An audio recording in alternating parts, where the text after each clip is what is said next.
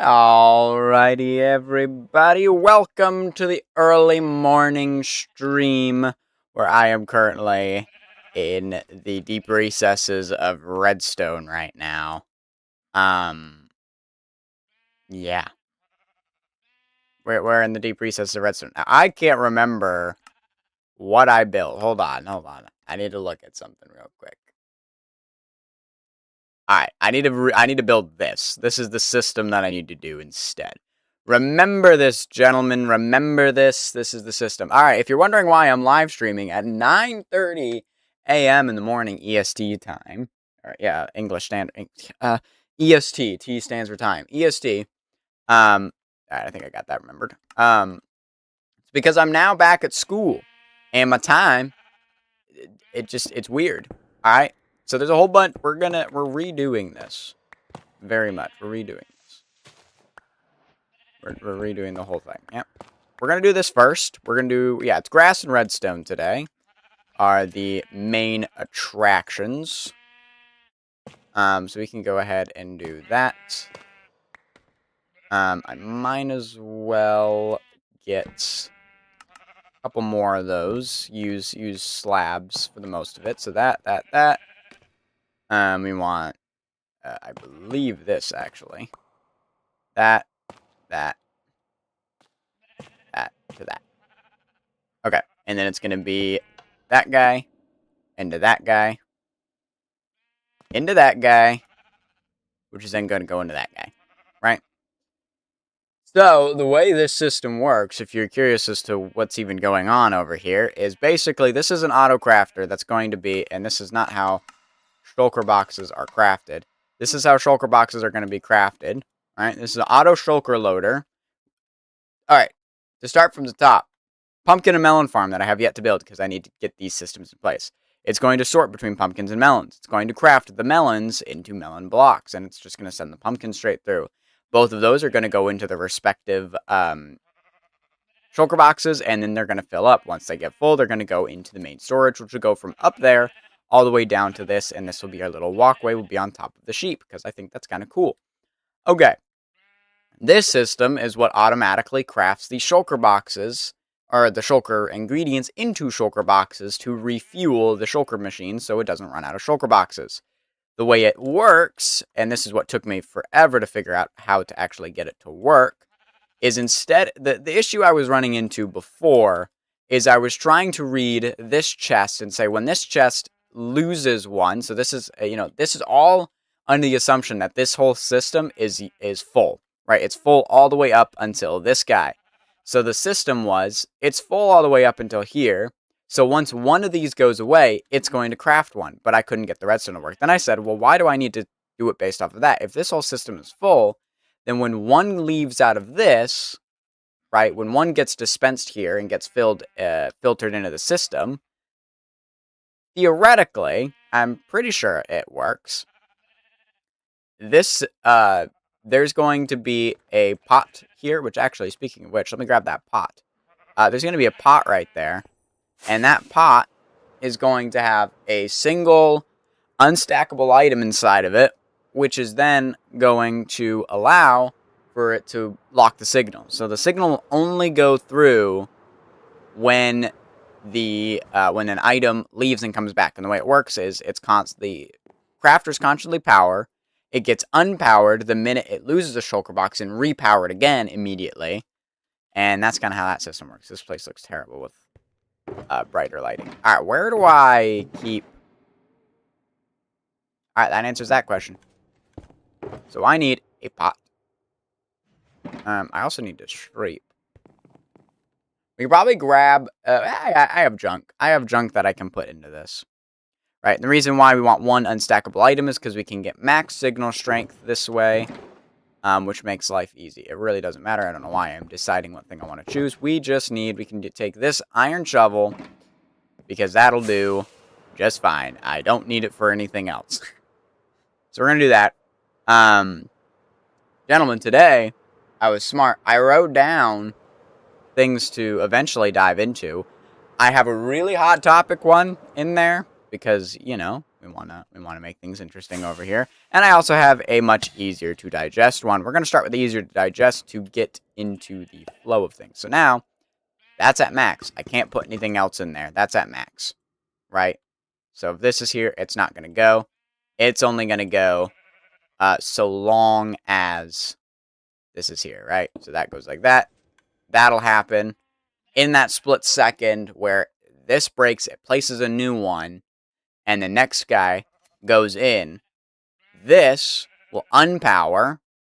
This will be unpowered, and then it'll repower back on again once it fills up again, which will then craft shulker boxes.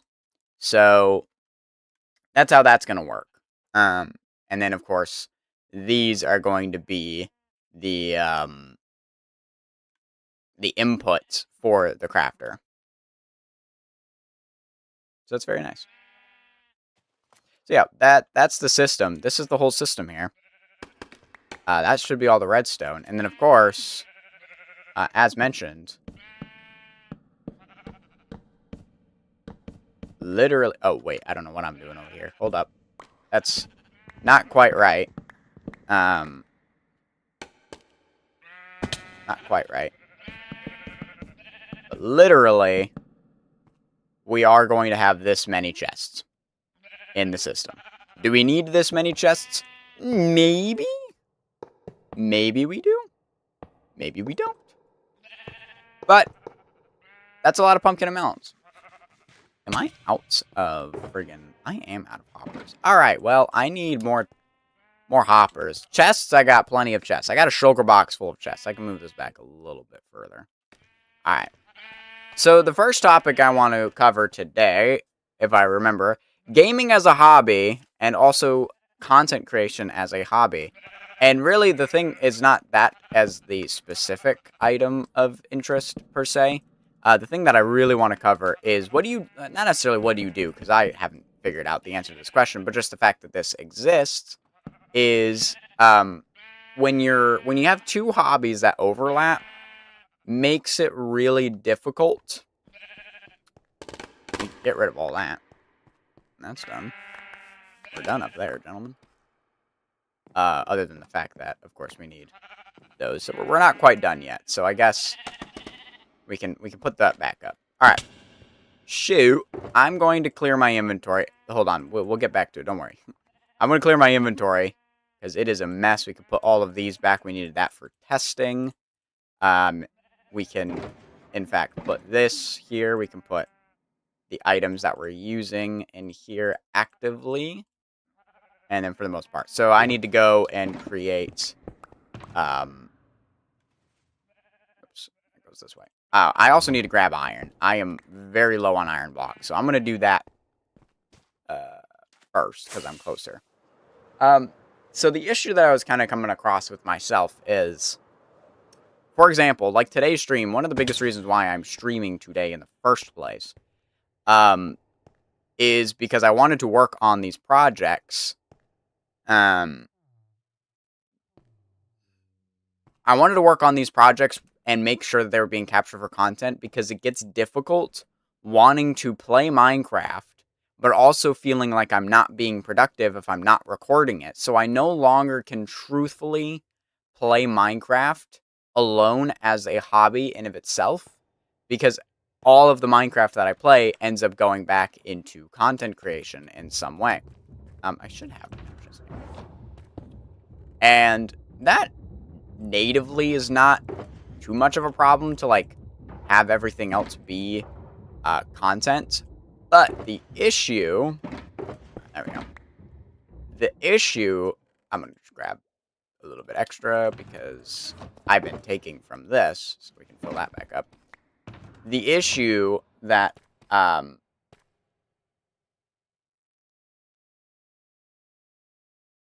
no. Whoops, I almost went down the wrong end. Alright. As I was saying. So you're also getting me early morning, so I gotta, like, brain function is decreased. It's optimized, but, like, slower. Things take slower times to process. So what am I trying to say here? What I'm trying to say is it's hard for me to justify playing Minecraft without recording any of it. Because, of course, that's like this entire building. The insides of this building are pretty much unrecorded. That little bit that I just did there is the only recording of anything I've ever, of all the stuff I built in there, you haven't seen yet. Because I haven't done it yet on stream at all.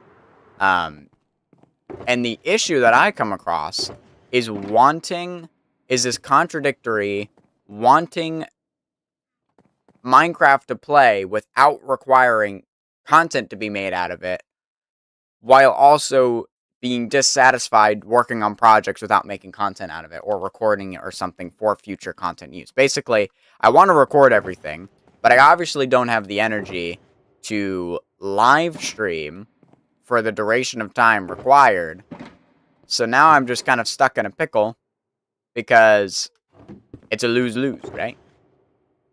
I would like, 2 more stacks of hoppers.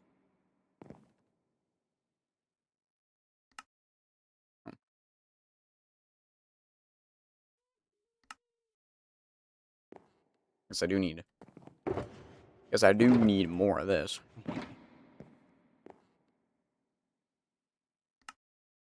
And so that ends up becoming the challenge, is like, okay, well, I want to play Minecraft, but I also... I'm just going to put these in here, because there's nowhere else to put it. Alright, we can bring these with us. So, like, it's hard, because I want to do off-camera projects like this guy, while at the same time not wanting, like this big building right here, I built that off-camera, I did all that off-camera, but then I started not wanting to do it off-camera. Granted, probably a majority of that project is going to be finished off-camera, simply because it's meant to be something for the players of this server. And if I were to, if I were to live stream it, then they would know all the secrets of the game. And that's not good. We don't want them to be able to know the secrets of the game. I'm just gonna leave these extra 2 chests just in here. I don't really feel like, oh yeah, that is good. Doing that. Alright. Let's go grass placing. That's the real star of the show. That's what y'all came for, was placing grass in the forest. That'll also conclude the forest, by the way. I'm kind of working on the video. I'm not gonna lie, this game one was more scattered than I thought, but that's okay. We got a doozy of one coming up. We're just gonna, I got a lot of editing projects right now. And so it's hard to focus on what editing project I should be focusing on. That's grass. I only have 1 shulker box of grass. Do I have another shulker box of grass? No? Oh, this is not enough grass. Alright, well, that's fine. I'm gonna collect some grass upstairs. 3 stacks of bone meal? Probably not enough. Actually, I can keep this. We'll go ahead and keep a stack of bone blocks on me for future stuff. Yeah, I got a lot of editing projects, and to be perfectly honest with you, the video that I should be creating is like the least of my concerns when it comes to those projects. Just because it's like,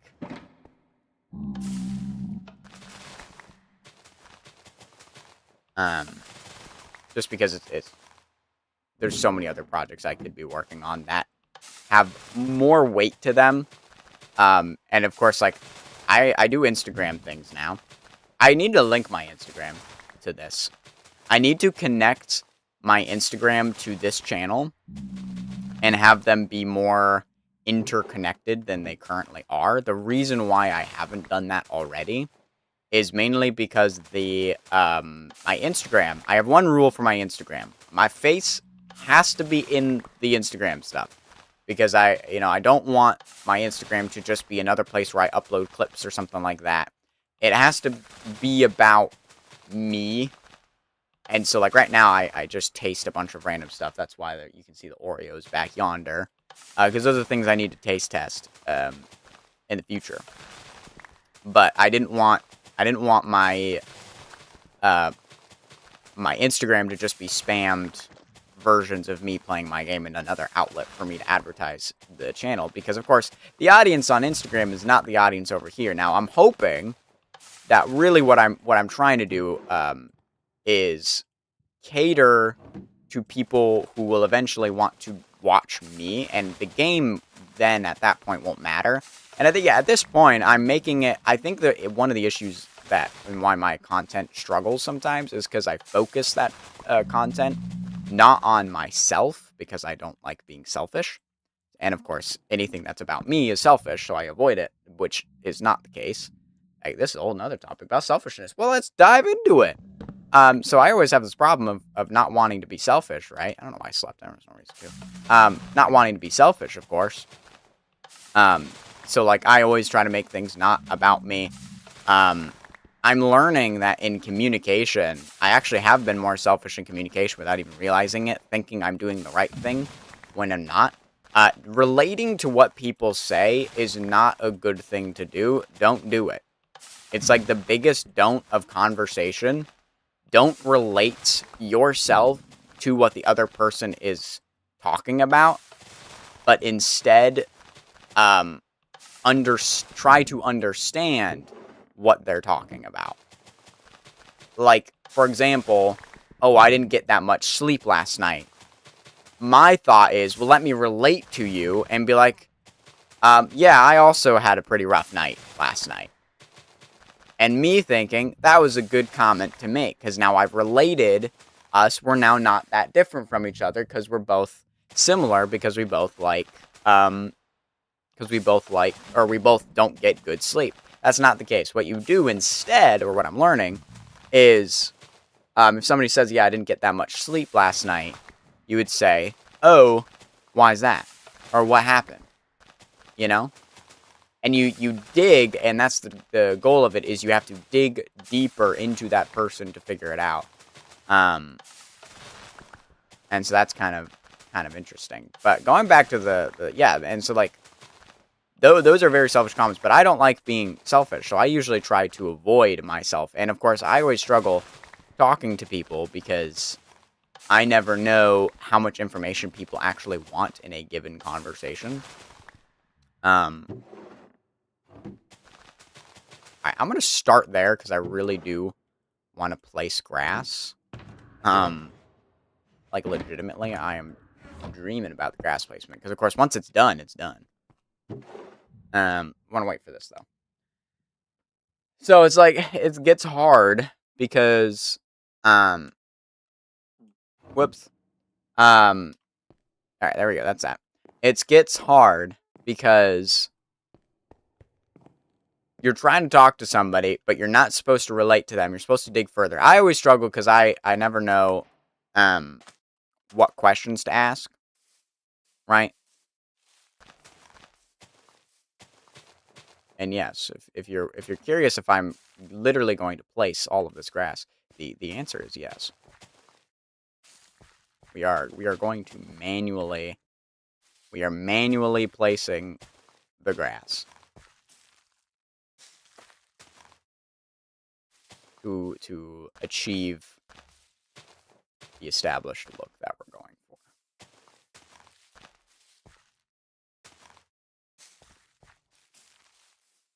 Gentlemen, it is that crazy.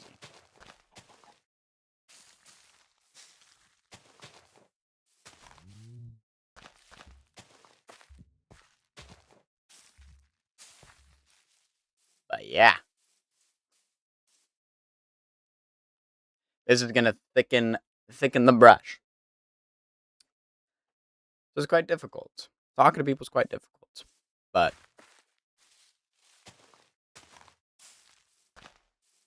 so the hard part is knowing exactly what information to give. Now, I don't necessarily mind if I cover up, sorry, random thing. I don't necessarily mind if I accidentally place it on top of the leaf litter, because I'm aware that there's like a lot of leaf litter that I put around, and so I don't mind that I'm covering up some of it right now, because it just, you know, it makes sense that I'm doing that. Because there's certain areas where it's like, yeah, I way overplaced leaf litter, and I think grass would be a little bit more better suited in that specific location. And again, leaf litter is very, very easy to get. Though then there are locations like this where I'm noticing I didn't really put that much leaf litter in that specific spot. That's okay. We kind of missed it a little bit over here, but that's fine. You know, that's why we have the grass. The grass is meant to fill in the gaps.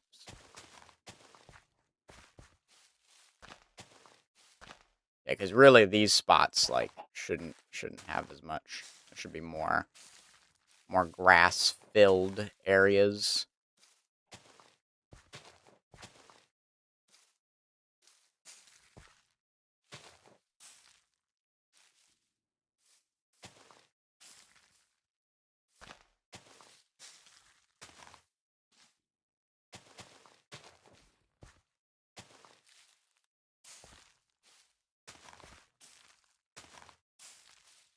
We are going to bone meal a lot of it, though. Alright, similarly to the leaf litter, we're kind of going in any order that seems like it makes sense.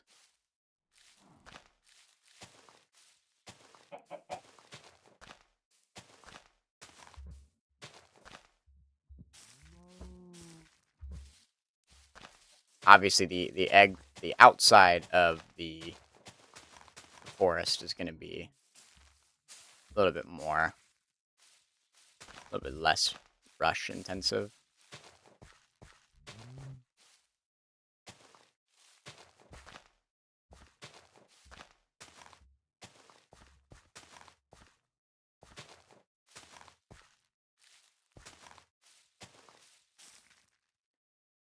Yeah. All right, gentlemen, let's get into it. I think there's a big problem with society right now where we're trying to label everything, and it's becoming a problem. Because we're becoming so focused on making sure that everything has a label, and I think the heart behind it is not that bad because we're making sure everyone has a place to fit in. However, in doing so, we are labeling everything, and it's causing problems to society. And trying to think about a good segue. I'm just gonna dive into the deep end, brother. All right, so something interesting that I was thinking to myself, like a day or two ago. We're gonna get political, gentlemen. I'm a little scared. I'm not gonna lie, because of course, in today's day and age, you try to have any opinion on politics, and your channel could just be taken down, and that scares me a little bit.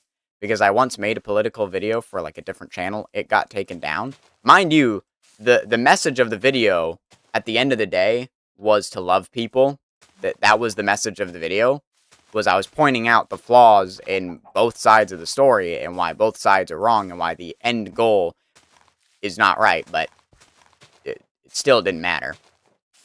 Which again kind of gets into a problem we're going to hopefully talk about today. Something interesting that I have noticed about the Democratic Party. Now, this is not an insult. This is meant to be a compliment. Let me see. Let me read it off right here. Right, democratic philosophy.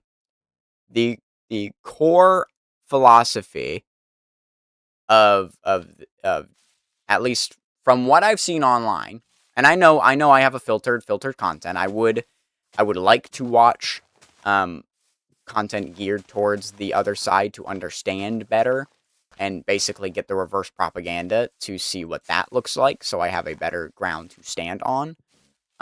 However, I am a very bad researcher, and I have no idea how to get that into my algorithm, because, of course, I usually don't stay to watch those kinds of things.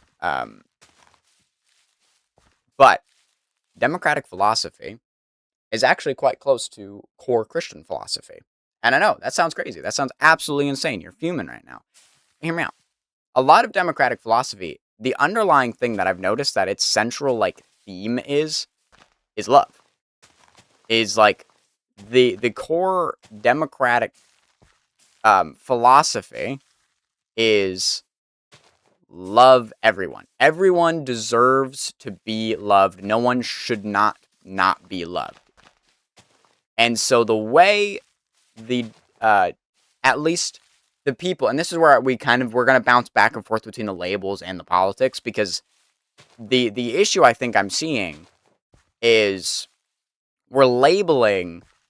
I feel like there's a lot of people who are labeling themselves as Democrats and then therefore giving it a bad name. And these are all of the Democrats you can think about are all the people that are protesting and all of this.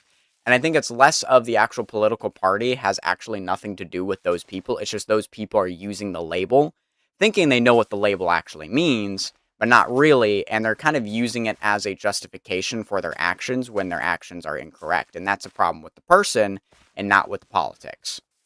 Because I actually rarely ever see people complain about Democratic policies as often. The biggest one that I could think about that's an actual policy that people debate is abortion. But other than that, most of the time it's a personal attack, and I don't think that's okay.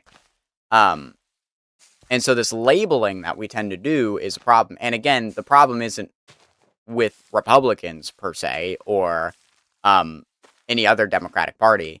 It's just the fact that the party, and again, we're just kind of looking at it through this lens of being I mean, again, I don't care that much about politics, so it's not like, oh yeah, I'm a Republican. It's just like, most likely that's what I believe in. I'm getting to an age where I really should start caring about politics, and I am actually slightly caring about them more than I may have before in the past.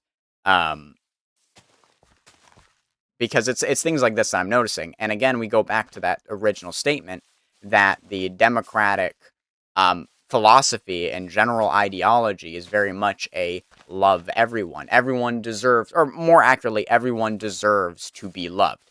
And that's why the Democratic Party has created so many labels for people, is so that everyone has a place to fit in. This is why communities like the LGBTQ community exist, is because it's a way to make sure that everyone's included. There's so-called 72 genders. Why? So everyone feels included in the party, right? They want to make sure that no one feels left out at all. They want to make sure that everyone feels a part of something. Because at the end of the day, it doesn't matter what specific gender you are, you're still under the blanket community of the LGBTQ community. And honestly, I think that's great. I think that philosophy is great. But then I was looking into it a little bit more and was like, that's actually very similar to Christian ideology and philosophy, because we work the same way. Our blanket is we're all children of God, but within it we're all different. We all have our different denominations. We literally are different on every other scale. Different races, different ethnicities, blah, blah, blah. You get the point. We're all different from each other, and that's always going to be the case.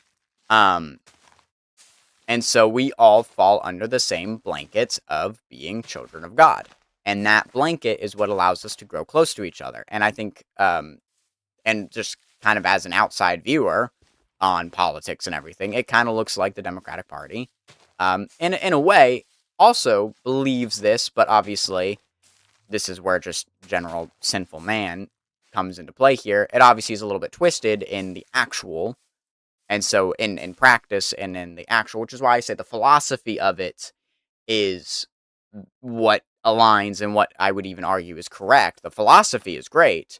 The execution of said philosophy is not great. And this is where we get into the problem of the labels again, because we have people labeling themselves in these communities, but really those people don't really care about the people. They're not in it for the love. They're in it because it's their, again, their justification.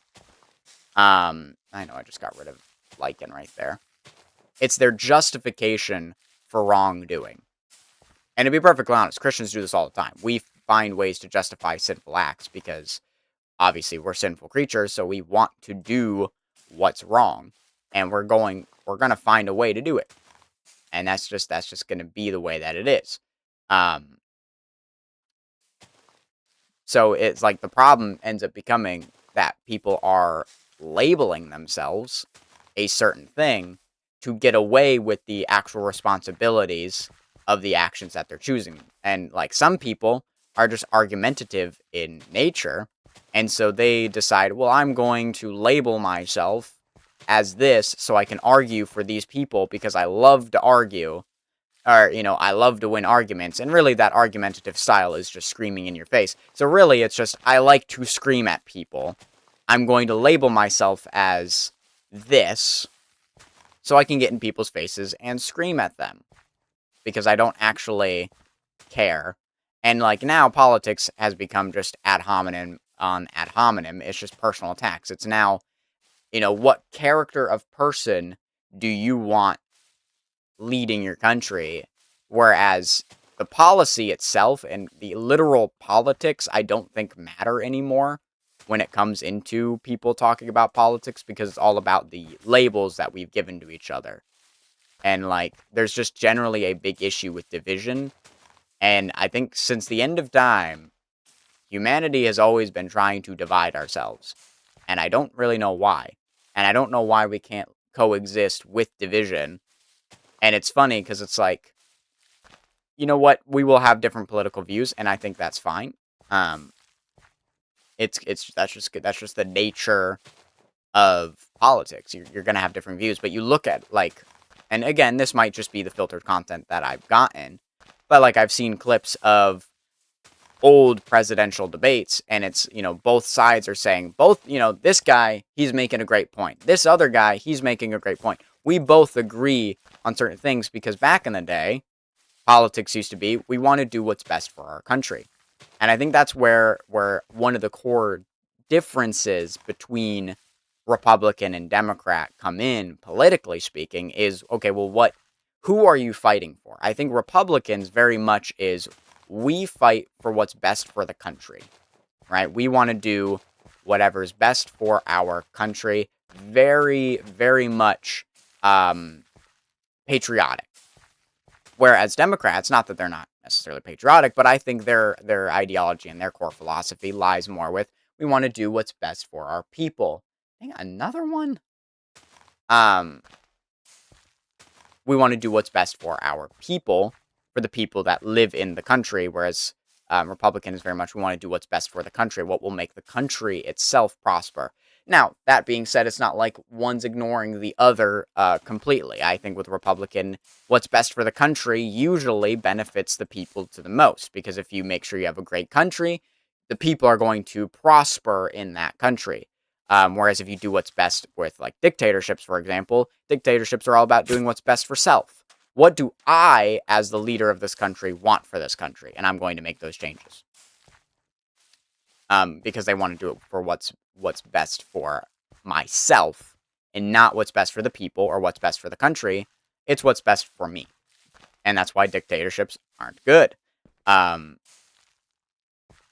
a similar vein, communism is kind of similar. I could see the argument of like, well, communism is very much doing, doing what's best for the country, because of course it is about prospect. But believe it or not, yes, capitalism is very much about the money. However, capitalism is actually more about the people than it is about the money, whereas communism is about the money.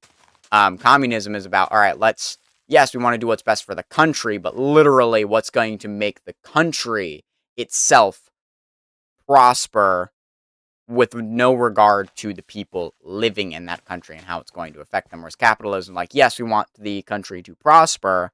However, we're going to make sure that the people are the ones who are making it prosper.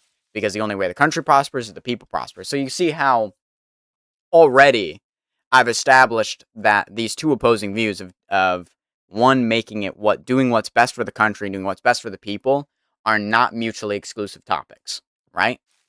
These are not mutually exclusive topics to each other. So you can have both of them, and I think that is the thing.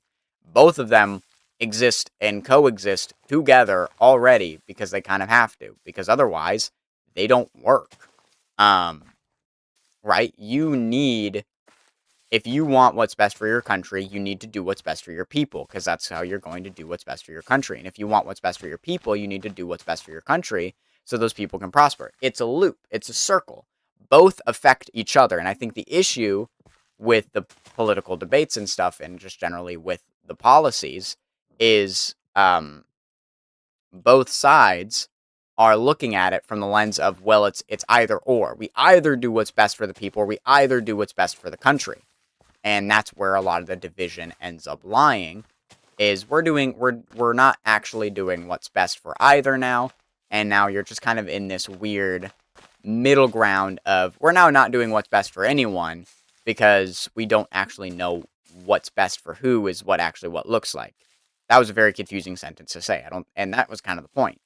Like, we're getting to a point in politics where we don't actually know what we want in terms of politics, and I think a lot of people who, and honestly, on both sides of Democratic or Republic, don't really know what they're talking about policy-wise, because again, we're no longer focusing or caring about policy as much anymore, right?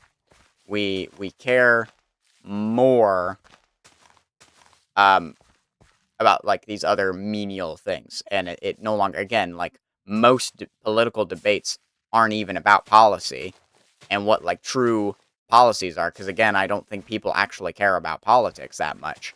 It's wanting, again, the label of, well, I am Republican or I am Democrat. They want the label so they can do whatever the frick they want with that label, and they want to protect themselves given that label that they just gave themselves. And that's kind of the issue. And it goes back to like something I was talking about earlier when I was like, I don't like it when content creators put their theoretical disorders as a part of their stream, because they're now labeling themselves as the disorder itself. They're now like, this goes to identity. Now your identity is becoming your disability, and that I don't think is correct. I don't think that's a good way to think about it. It's a part of who you are, don't get me wrong. But, like, again, I have ADHD. That's not going to define who I am. I am not my ADHD. I am me, and I have ADHD. But I think a lot of people want to label themselves, and it goes back to that, like, yeah, they want a sense of belonging, and again, that's why we go all the way back to the core philosophy is correct, because that's what God is trying to do with all of us, right? He is trying to say, well, guys, you're all different. You all have your issues, right? And that's because of sin. You have your issues because you caused it. BT dubs. But I'm going to give you a blanket label, since you love the labels so much. You can be a child of God, and then you can, now after that, it doesn't matter. Put a pin in that, right? It does matter. There are obviously things that happen as a result, but the core ideas are there. I think that's just really interesting, because it's like we're so caught up with these labels. We're just labeling out the wazoo, and doing all these things. What was that noise?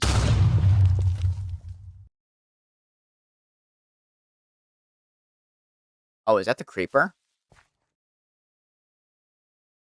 That's weird. Okay. I don't know why I didn't play the creeper sound. Instead, it played a different alert for me. It made like a little ba-ding sound. Bam. You heard the creeper. Alright, well, I don't know what I did to make it so I can't hear the alerts now. Because, okay, so you can now hear the... Okay, because the issue is now it's swapped. Before, I could hear all of the alerts and all of the soundboards and all the things that people would do. Now it's the other way around. Now I can't hear them, but y'all can. This is very interesting. Very interesting indeed. Yeah, but it's interesting that politics is kind of no longer about policy. It's about people. And then again, it's about the labels. And the labels have kind of overtaken and become the thing that people actually care about.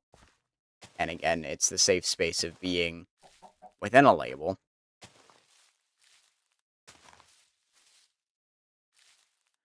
That's my spiel about that. Well, that's all that I had on that. Pretty much. Because you'd be surprised, you can find a lot of Christian theologies and stuff, and it's like it's fascinating watching both sides of these policies go at each other. And it's like you look at Democrats. Again, I'm saying this from the lens of what's filtered in my content and stuff, but a lot of times it's like, yeah, these, and I do genuinely believe that the core philosophy of what Democrats are trying or would like to stand for is love everyone.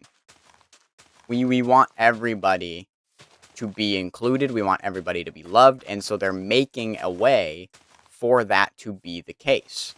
But the execution of how they're doing that is not quite right, because now they're basically saying, okay, well, now we're going to create all these labels. Everyone has to fit into a label. And then you get people who are like, well, I don't want to fit into a label. I don't want to have a label. I don't want to be labeled. I want to be me, but I don't want to be labeled. And some people are like, I don't want to be me. I want something to fit. I want something to be a part of. I want a label. And then you get this opposing, of course, the Democratic view, and I think this is the opposing views, is a Democratic view is, well, everyone gets a label. Whether you want a label or not, you're going to get labeled, you know? And then you get into problems with that, because now people are kind of forced into positions they may or may not want to be in, because they were forced to have a label, because that's what their society that they want to build dictates. Now, the opposite side is the Republican side, I would say, is the exact opposite. No one gets a label. No one should be labeled, but that also means now no one really has anyone to belong to. It's very individualistic.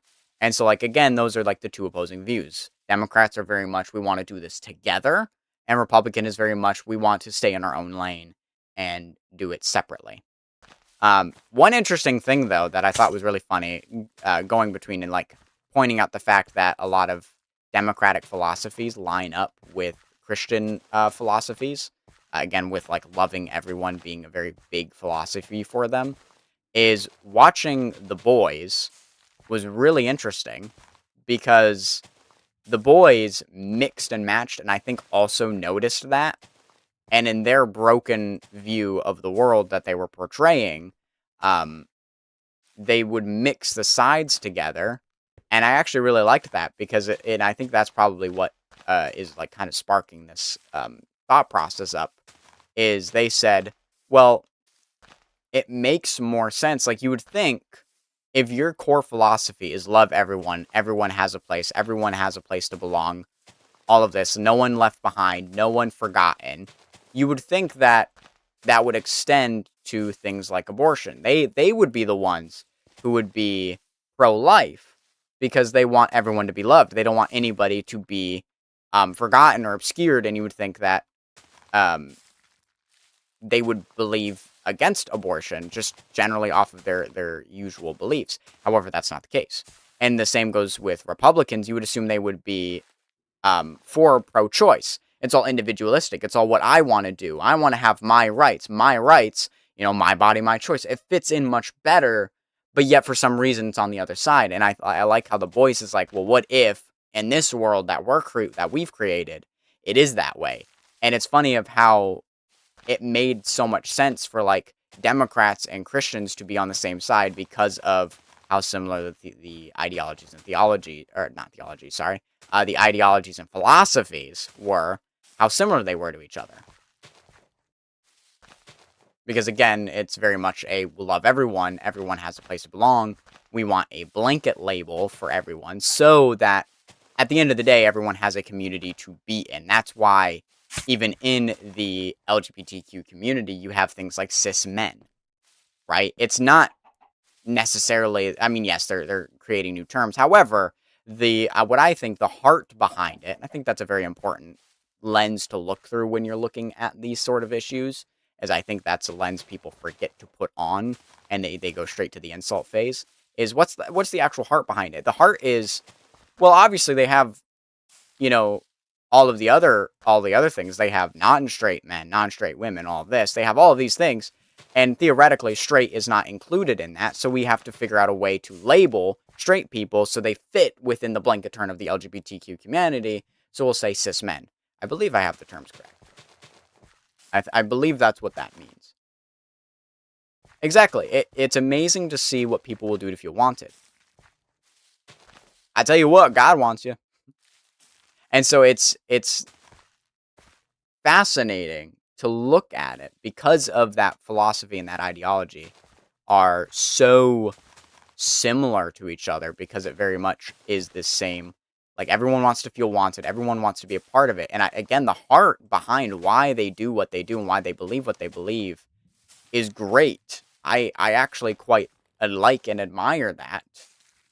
And I'm Republican. However, I think a lot of times they take it to the extremes and things can get out of hand, and that's where the true problems lie. And I don't think they obviously they don't realize where that is. And I think the issue is a lot of times when we get into these debates, dang it, we kind of ignore the heart again. We ignore the heart behind why the people are doing what they're doing. Like, there's a reason why they believe and or are doing the things that they do or are preaching the things that they preach.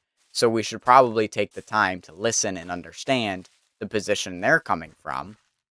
And I think a lot of problems, and this gets into, like, toxic Christianity, because it's that, well, I'm right, so I'm going to force that belief on you and they think they're being loving.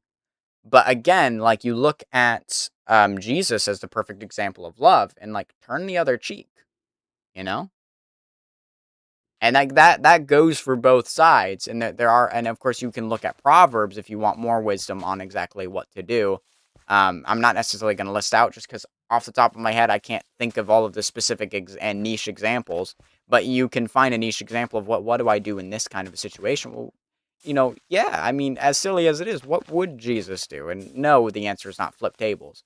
But again, the flipping the tables, you got to look at the heart posture behind it of why that was a problem. The flipping the tables was not against non-Christians. It was against, or I guess in that time, it was not against the Gentiles. It was against the Jews. It was against the Jews who were twisting God's thing. It was literally against that. That's why he flipped the tables. So it's not flip the tables, but if you see your fellow Christians doing something and exploiting people in a way, and exploiting the places of God in a way that shouldn't be exploited, yes, call them out and ruin what they're doing. That's what Jesus was saying in that moment when he flipped the tables, was don't allow these injustices to stand. However, that doesn't extend to, well, if these people don't believe what I believe, well, I need to go and flip their tables over and do all of that. No, because that's not the audience that Jesus was doing that to. And, like, context matters when you interpret scripture, and I think a lot of times people forget the context and take it literally at face value, and then they get twisted with what actually it means, because you get into a lot of hot water, and then that's where you get into tertiary theologies, because it's these interpretations that people can get from theologies. So it's kind of cool. The tables he flipped were against the temple law, not an arbitrary political statement. Exactly. There you gotta look at the context behind why he was doing what he was doing. Is because the Jews were selling things in the place of God. They were utilizing and abusing the fact that the church and / the synagogue / the temple, whatever you want to call it, that location, those people knew that location was going to be bustling with people, so they turned it into a trade market. However, that's not why the temple was built. The temple was built for a place of worship, and so now that place of worship was replaced with a place of trade and business, and that's what Jesus was attacking. So if you ever find yourself in a situation where that exact thing is happening, and you go to your church, and people are abusing the fact that everyone is going to church on Sunday, and they're selling things and using it as a marketplace, then maybe I could understand you going and flipping the tables. However, in today's day and age, you probably don't need to do that anymore. Because, of course, I'm also willing to bet that culturally during that time, the fact that this happened was not a one-time occurrence, but rather it was something that was regularly always occurring, is people were always buying and selling and trading goods at church, and using the church as a general location. Now, of course, in today's modern age, a lot of these things get flimsy, and again, it's about the heart posture. The heart posture of those men in that time was not we are selling and buying goods to glorify God's kingdom and to help benefit the church. We are buying and selling goods for our own gain because we want to get richer. And again, we know that this location is going to be a hub of people and therefore a great spot to sell and buy goods and trade, because we know people are going to come here. And that's kind of the problem right there. It very much, again, heart posture is so important when it comes to being a Christian, that, like, before you act, check heart posture. Not your own. Try to understand the heart posture of the person that you currently want to attack. Why do you want to attack them? And I think, again, for those Republican Christians who are very quick to say things about non-Republican, non-Christian people, check the heart posture. Why would they want to believe, and why would they want to do that? What's the heart posture behind why they do what they do? And then you might be in a position where you can actually be like, okay, well, now that I understand where you're coming from, it's a lot easier to, it's a lot easier for me to understand and to debate with you, because now it's not just, I believe this and you believe that. It's now, okay, well, I understand why you believe what you believe. Now I'm hoping you'll understand why I believe what I believe. And the discussion now is no longer trying to convince each other to be on each other's side, but simply to come to like, discussions really should be, we want to come to an understanding of each other's beliefs. We want to come to an understanding of why each of us stand on the side that we stand on. And then maybe once I get an explanation, I'll be in a position where I can understand. And maybe one of us will realize, actually, I want to be on that other side. You know? So that's kind of where that lies.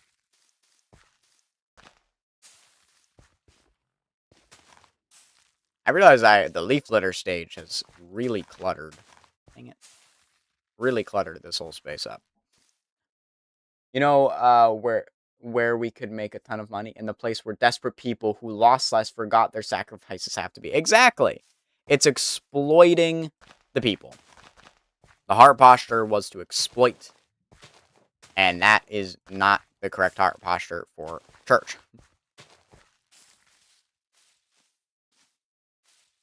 Yeah, turn the other cheek is kind of a Bible verse that I feel like a lot of Christians kind of brush under the rug. Because, like, I've talked about my class plenty of times on here. They very much don't understand it. They don't understand that. Because they want to stick it to the man. They want to be feisty. And God knew that we were like that. God knew he hardwired us like that. Because he wanted us to have that spunk with us, right? But obviously, not to the point where it would harm us, right? Or harm other things. So he's like, turn the other cheek. It's not worth fighting for.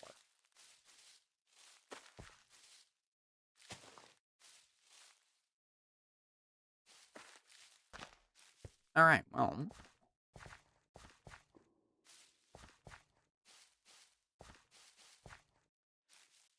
I don't know, am I done with this?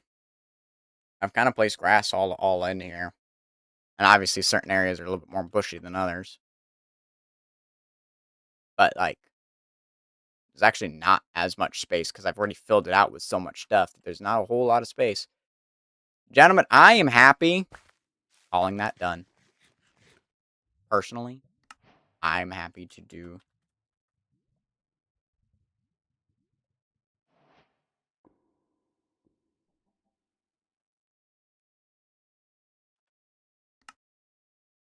I'm happy to call this project done.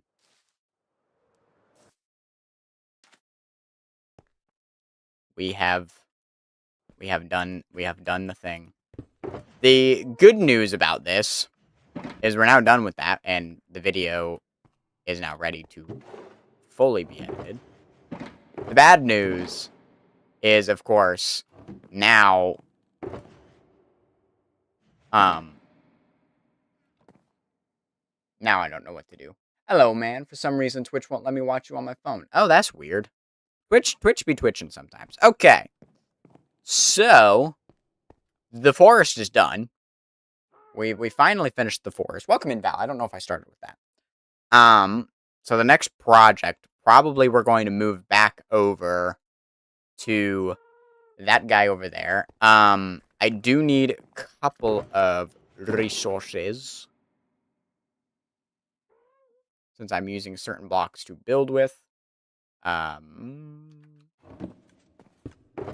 Take those.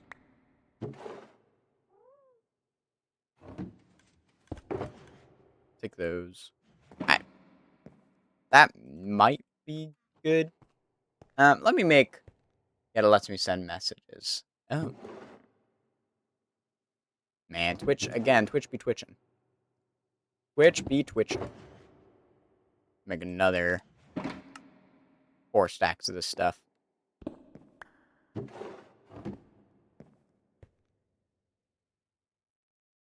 Alright. So back to redstoning. Ow. And figuring out that. And then eventually I need to stockpile stuff. Ooh, response from the factory. Ooh, what's the context, gentlemen? Is this, I'm assuming this is IRL stuff, and if you're comfortable sharing, I'd love to know what's popping. Okay.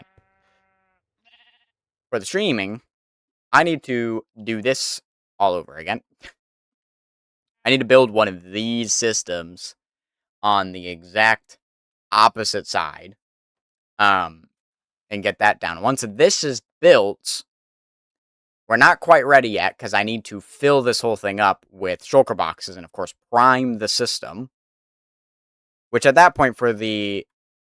Oh, I guess the only issue with this is, of course, it's not going to create shulker boxes immediately, so I do kind of have to fill up the system until eventually it goes, which, granted, having it filled up all the way to here is like a good backlog, I guess. But truthfully, these 9 are the only ones that matter to be filled. I guess these... We need 18 shulker boxes in total filled up here. And then that. Send a message. You start September 8th. Nice. Very, very nice. What factory are you working for, if you don't mind sharing? I don't know if you want to share the company name or not. Or if you're allowed to, because I don't know what the legal side of that kind of stuff is. Alright, this is our... we do have enough purple wool for that. Cool. Okay, so... Again, I need to go to the other side. I'm going to keep that with me and keep all of these blocks with me up there.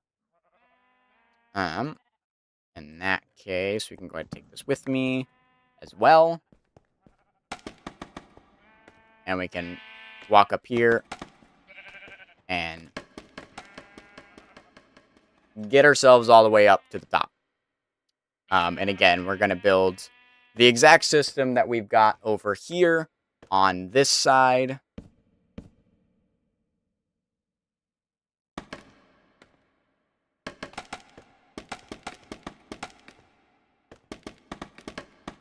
Alright. Very nice. So we want hoppers, redstone torches, these jits, these jits, these jits, those jits. Might as well grab all my jits. No, we do need... Wait a second.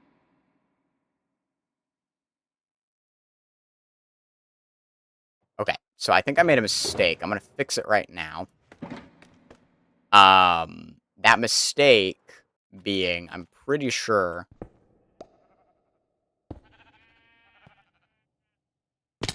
Alright.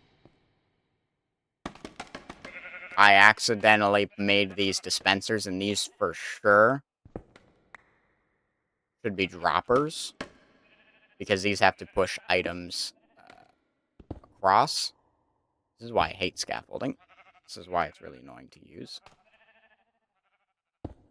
Because if I want to shift and place a block, I then go lower. And that's not good. Okay. Perfect.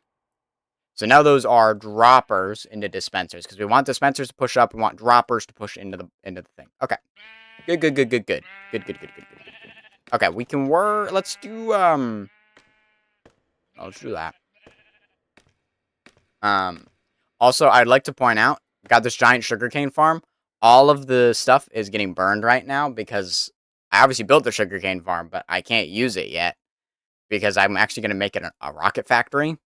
But I haven't built the creeper farm yet, which is actually not going to be in here. It's going to be a building down here, and we're going to have the items, the gunpowder itself, come from here over into this building and do that. So I don't actually know if I can AFK in between the two of these buildings.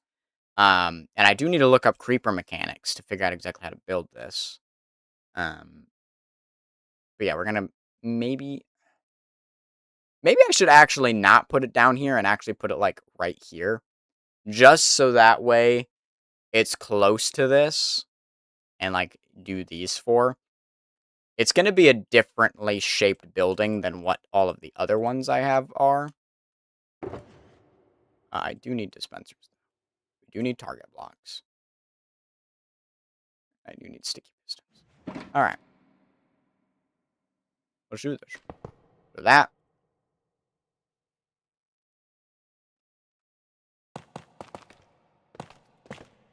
Now, I will say one nice thing that I have learned about scaffolding that is really nice is, oops, right, I want to place a block right here. Well, I can do that. And it makes placing blocks on the floor really easy. And that is super convenient.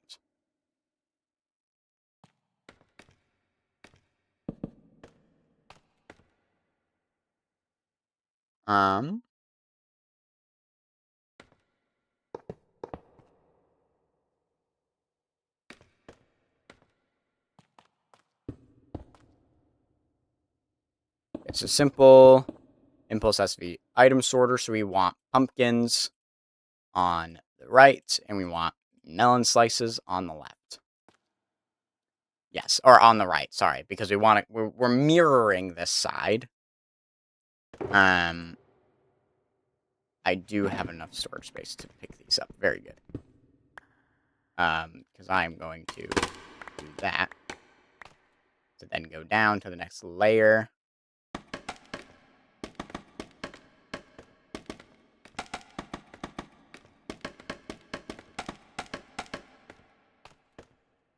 I do want to pick up my scaffolding, though.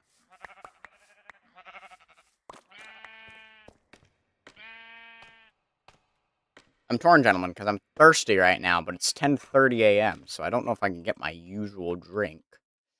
Okay, so the way that I did this, let's see, where did I do this from? So this lines up to that, and then we do crafter facing down, which then goes straight into hopper.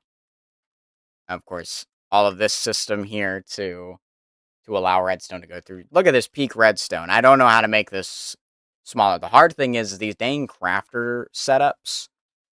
So let's see. We want this to go down one more, which lines up with that. That can keep going. That goes down, and then that keeps going.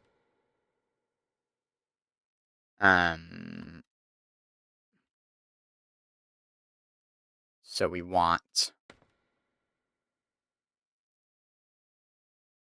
boom,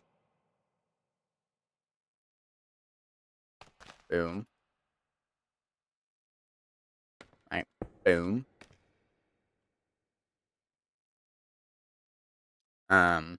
Actually, needs 4 times the space you think.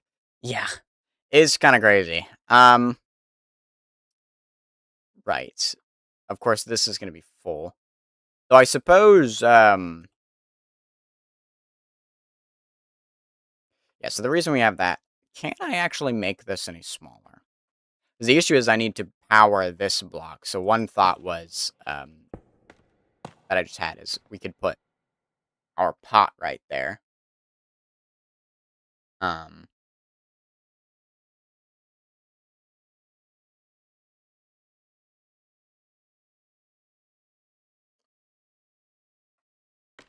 but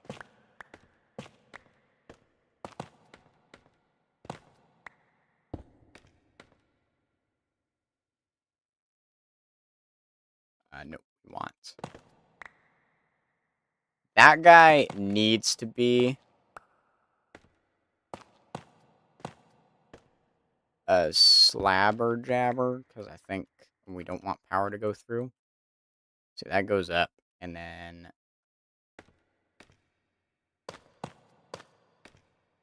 I guess these can both be slabs. So this is how that gets power.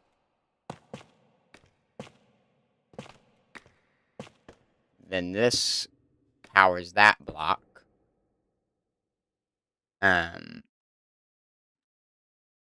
Which then actually, because basically I need to,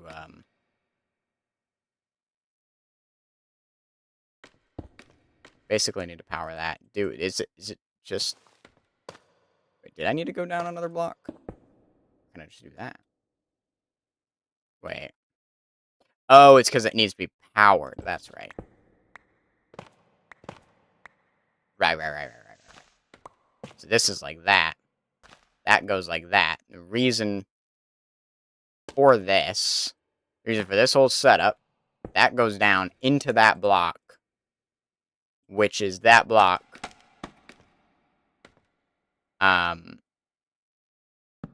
Because if we put it on top, today seems like a Minecraft day. I think I'll hop on for a bit. Heck yeah, brother, join me. That powers that, which powers that, which powers this hopper, which means this can craft, then dispense, and all is well with the world. All right, perfect. So that's that little crafting setup. Minus this. And I am just going to use a crafter. But it would be much cheaper to swap this out for a pot. Because basically that's the only reason I have, like, this pot does exactly what we need it to do. It's the same thing. Because we just need something of max signal over here, at least. Alright, so now that that goes down, it needs to... I guess this little side step doesn't matter anymore, because originally I had a whole bunch of redstone over here, and that didn't matter. Because that's our input. The chess monster minigame is up and running if anyone wants / have time to try it. Ooh, I might head over and try that in a little bit then. I think what I'll do, here's what I'll tell you. I'm going to finish copying this over, and then I can head over and do that. Though I will say, once this, because then after I do that, then I need to go get a bunch of shulker boxes and shulker shells and all of that to load this system up. But let's see. So we want to do down, down. Right? Yeah. So this is the point where it goes over and down. Which, just for the sake of it, we're going to keep everything on the same level, even if it is a little inefficient. So technically, I have it doing this. We're gonna copy it again, simply so it's consistent.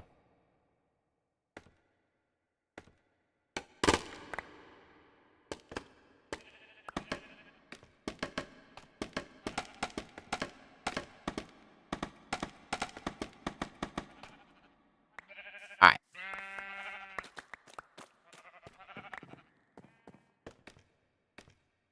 Most calming music is now playing. I feel so relaxed. Okay. Shoot. That goes over, that goes down, and then it's going to go over and down again. Right?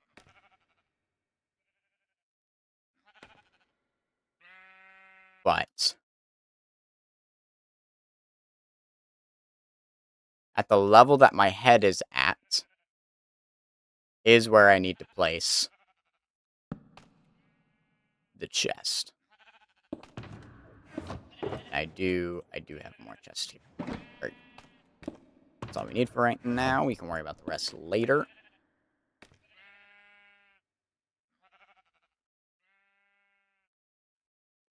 Alright, so it's 2. So it's hopper, hopper, and a dropper.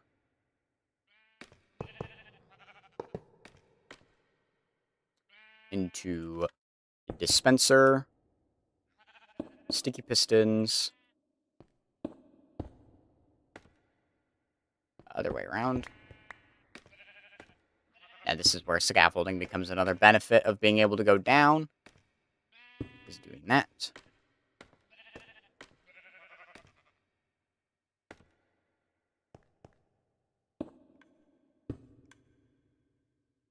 Right?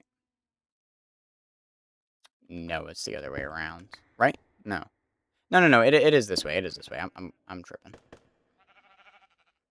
We need temporary blocks so we can put the hoppers on top. But of course that broke the system. Don't worry about it. It's fine. And then right here is where we have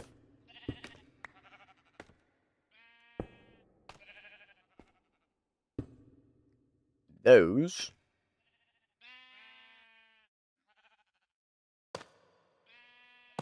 And that. And it's this.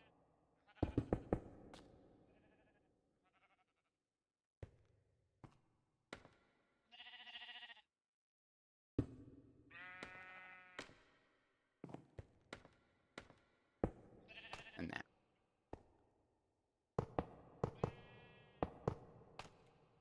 Okay.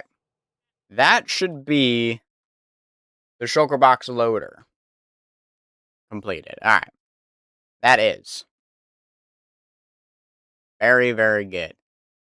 Shulker box loader completed. Now we can hop onto the other side. Okay. So we get about this much space to work with. We can hop on the other side and start building this. So it's that to that.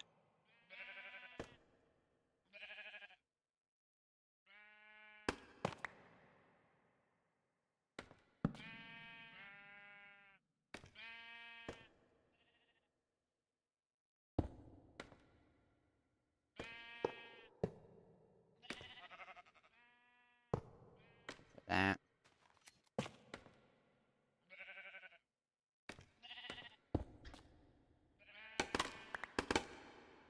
Great. I need to place blocks there.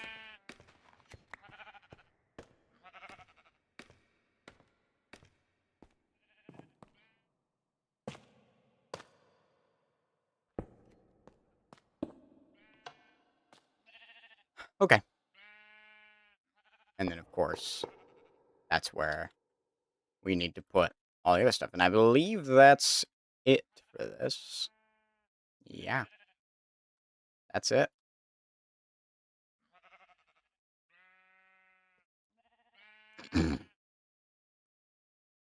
Oh, and then this has to go like that. And so this will be full of shulker shell and that. So I am realizing I do actually have this edge.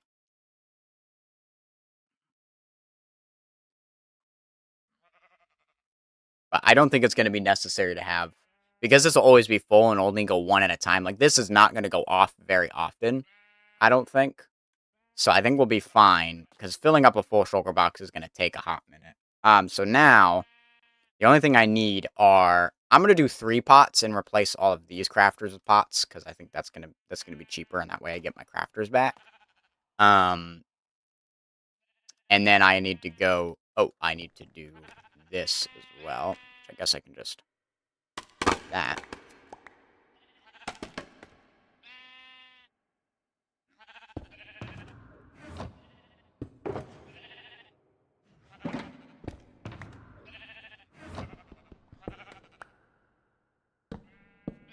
Oops, that's wrong.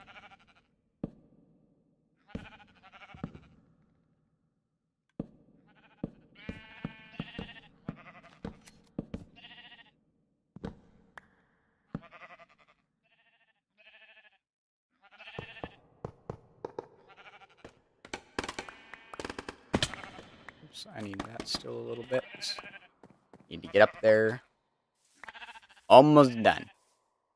And honestly, gentlemen, I'm probably just going to rip the coke anyways. You can't stop me. Though it is, I have learned that it's less about the time of day and the amount of time from when I woke up. I woke up at like 7:45, 7:30 really, but I got out of bed at 7:45. Mind you, my alarm goes off at 8. I just got up early. Alright, but I can put all of this away. Oh, somebody came home. Put all of that away. Because that's that. Alright, let me get my bearings, put everything away that needs to be put away. Do I have space in my utility box? Because this is for that. I don't really have space in my utility box for a stack of scaffolding.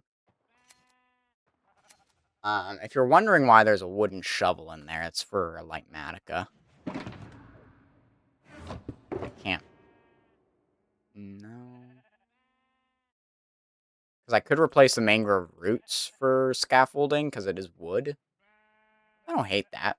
Because I don't see myself using mangrove roots often enough. Well, it also has its utility, and I like it like that. Either that, or colored box, which is also kind of miscellaneous. But, again, kind of useful stuff. I forgot I had so much wool. I don't really want to utilize that. The aqua box, this is for dark prismarine that I don't have yet. Richides. Like, the only thing I could see is maneuvering, like, some of these items. But then again, this is utility, and this is Fortune Pickaxe, Sparta the Spear, Horge, and Shirt of Righteousness. All in here. And obviously, this is a utility. These are utilities. All very helpful things. I like that. That utility box has pretty much stayed the same. The only other place I could see it maybe working is in here. But where? Because this is meant to be like villager workstation, so all of those are in there. There's an item in here that I don't need. Not particularly. Everything is very, very meticulously placed. Because the amount of times I'm out and about and I would really like a stack of scaffolding for something, especially like in areas like these where like a stack of scaffolding is very helpful. Maybe the jukebox can go. When am I going to use a jukebox? I know that's... I don't like the way that looks. It's mesh. Transportation, maybe?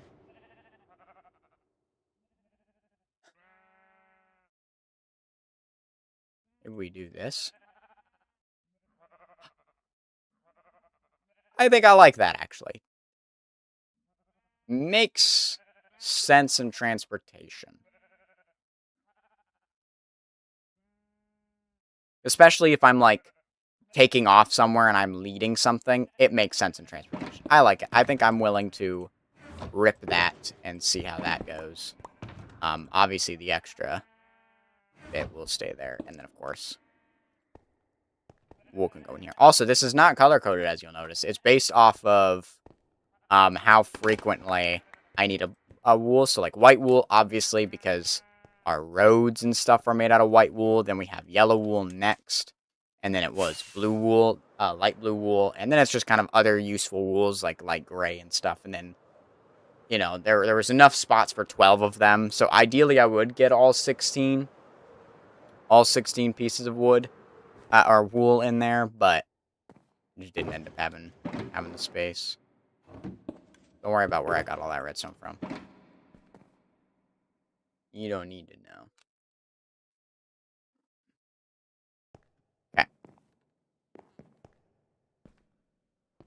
Okay. Maybe I'll just do like a mini instead of a full John. For the Coke, I mean. Because I do want like a little bit of it, but I feel like a full one at this hour is not ideal. I don't have clay. That's a little bit of a problem.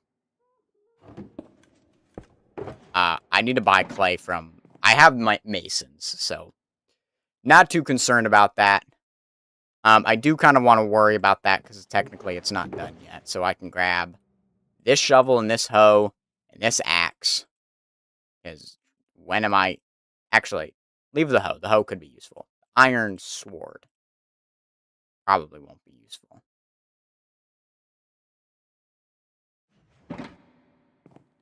Let's go to our trading hall. See what we got working. Not that I'm going to, but I could go as long as 1:30 today. Very nice, very nice. Because my next class is not until 2:15, or my meeting. Not even a class, really. It's a meeting. Yeah, film is nice, because it's a lot of hands-on doing stuff, right? But what they don't tell you about is all the orientations that get you to that point. Those are pretty rough. Alright, well, I'm very low on emeralds, but that's exactly why we're building a pumpkin and melon farm. That is plenty of bricks for what I need, gentlemen. There's plenty of bricks.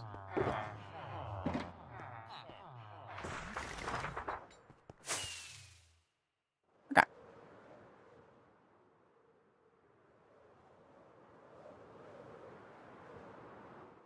I also need to figure out what the floor is going to be in here. So I need 1, 2, 3. At least 3. I'm going to make more, though. Actually, you know what? I'm going to turn all of these bricks into pots. Because I have space for it. So, like, this guy can go away. And we can replace for a pot. And then obviously down here. Oops.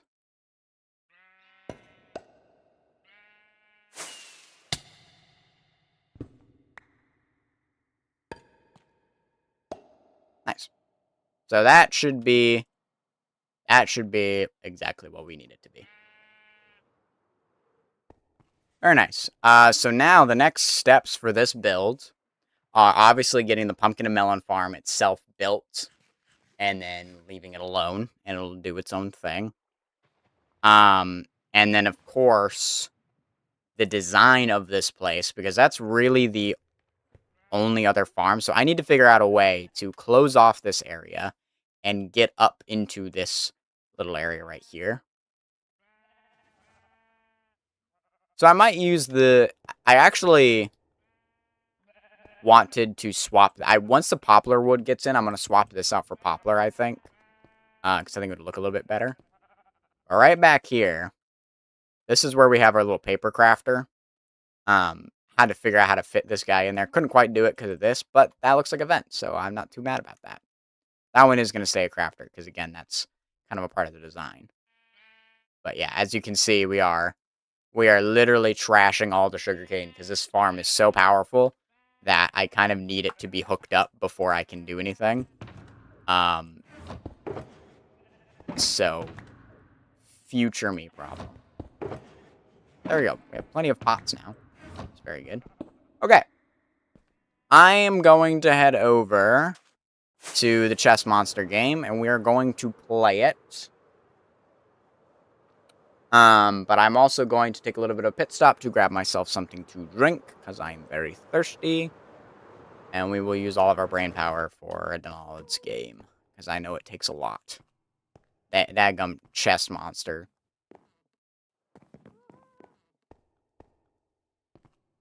Gotta remember what strategy I used last time, because it did work well. I just forgot one item to sort out, and that's ultimately what caused the problem.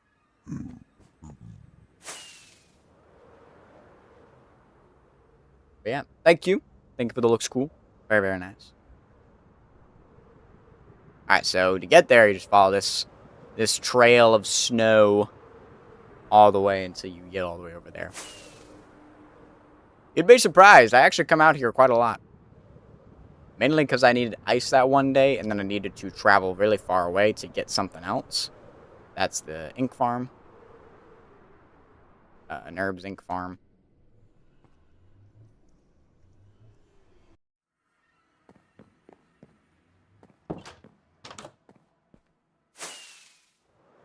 Here she is.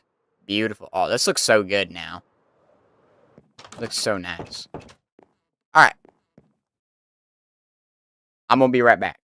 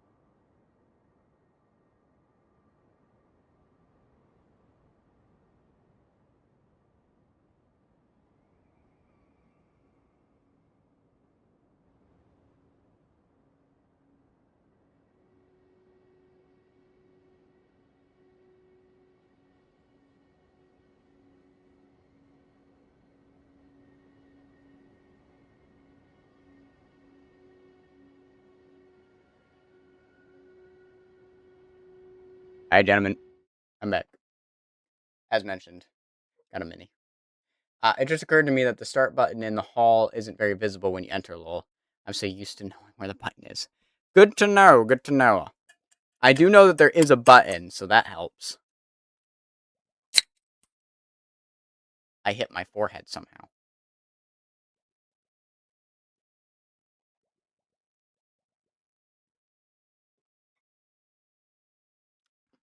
Okay. Yes. That's emergency start. Here's start game. Do I need to clear my inventory? I don't think so. I'm gonna rip it. Okay.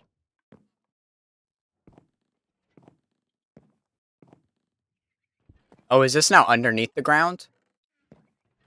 Okay.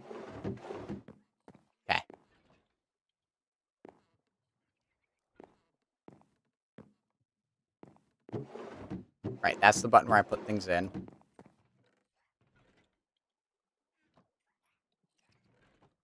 So we'll go ahead and make this the, that. We'll make, actually, no.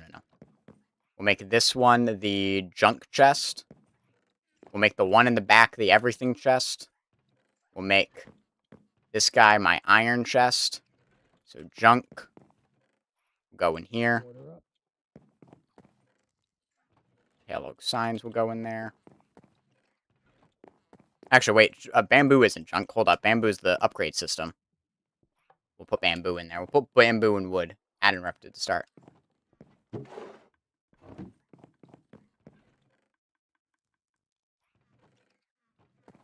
Okay.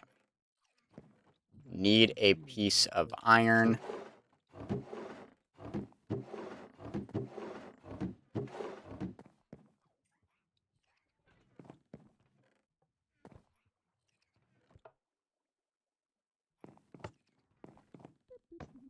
Need a second piece of iron.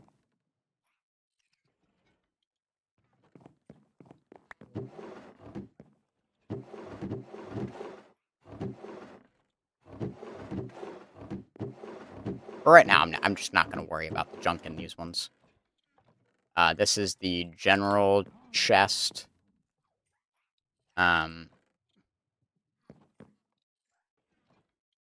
Alright, I'm assuming a second iron nugget came, because I did put one through. So that's for that guy, so I need one more.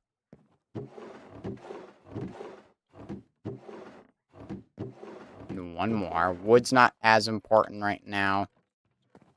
Need one more. Stuff comes over here. I always forget about that. So much stuff!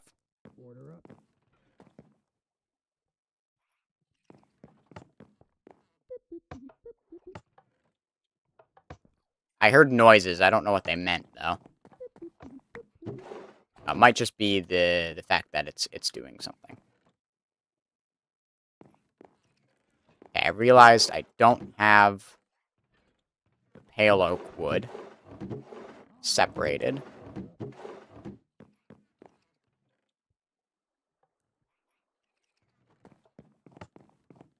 Okay, I hear crafting noises, which is quiet. Okay, those are good noises, though. That's what I need to know.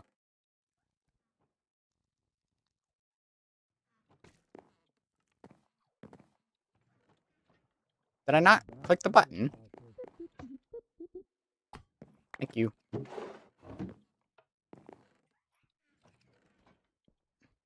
I need more wood. I don't have enough wood. There's enough wood.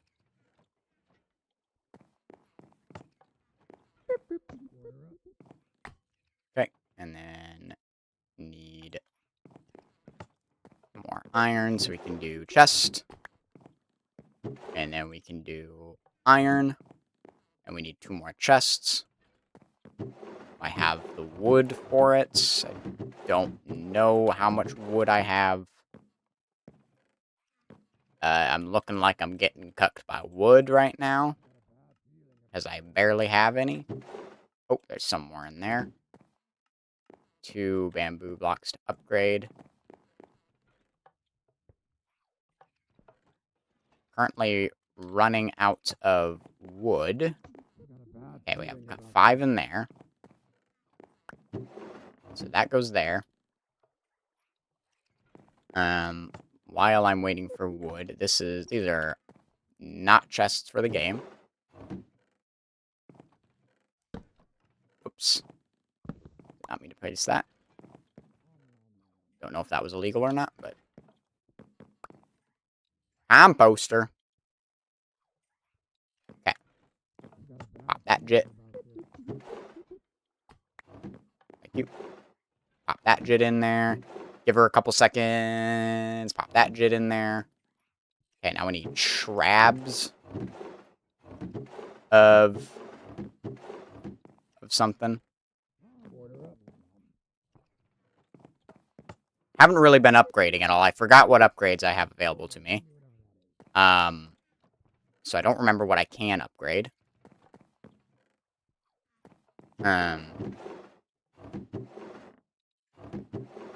These guys aren't holding on to something that they can't put away, right? Because everything is sorted. Yep.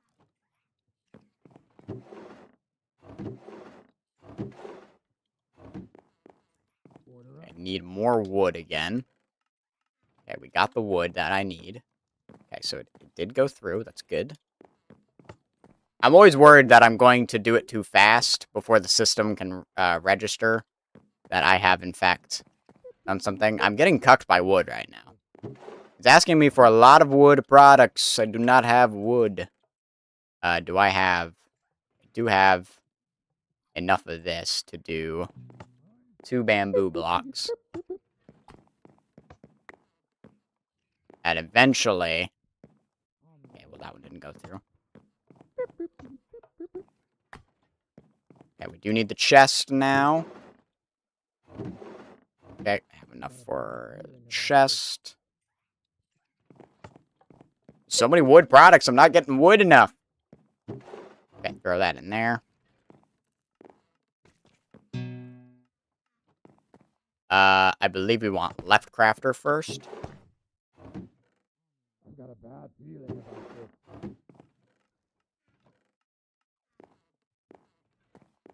Right? Is that how that works? No. I want to throw that in there. I need more wood. I need another ale.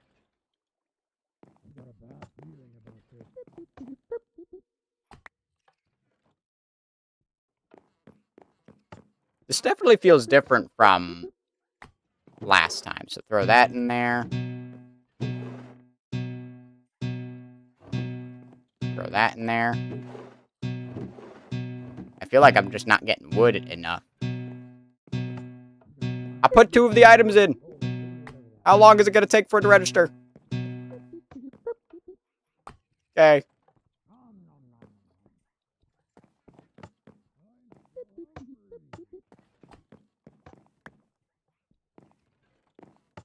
Okay.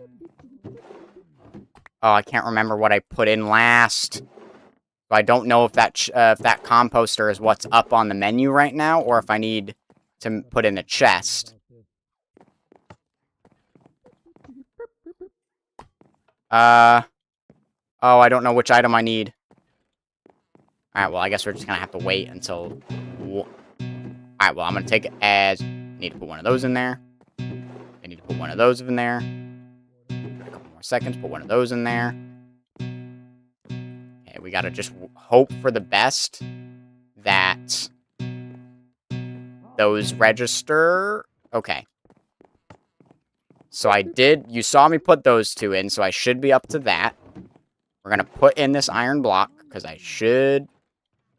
Wait, did I lose? I think I lost, because all of my items are gone now. And I'm also lagging. Yeah. Alright, I lost. Okay. I was definitely wood cucked right there. I did not have nearly enough wood to make all the wood products that were coming in. I was not getting wood fast enough. It should have made a sound. Maybe I just don't have my... No, jukebox and note blocks are up all the way. I just couldn't hear those ones. I can hear these ones. I can hear this one. It does take a really long time for it to realize that I've put an item in here to this system. So, like, it's not immediate. That is true, but I didn't have nearly enough.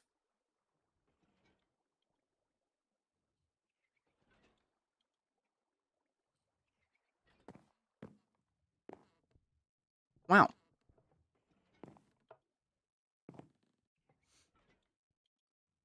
Yeah, I feel like the wood and just this is really slow. And of course, I always forget when I'm putting in a lot of items, I always forget which item it's currently on that I have in fact put something in, which I don't know if you can make that any faster. Just because it takes a really long time to go through all the sorters to make sure. It picks up items faster if you let them queue up instead of waiting between putting items in. Oh, okay. See, I would have assumed the opposite. I would assume if I threw a bunch of stuff in here, it would... I also didn't want to disorganize things. I don't know if you have a failsafe for that. If I were to just shove, 8 items in from here and just like, oh, I have this item. Also, if I have, like, composter, chest, composter, if I put 2 composters in and then the chest, will it understand it? Or will the second composter just get deleted because it doesn't realize it? Or if I put the wrong item in, am I good to put the right item in? Does it go somewhere else?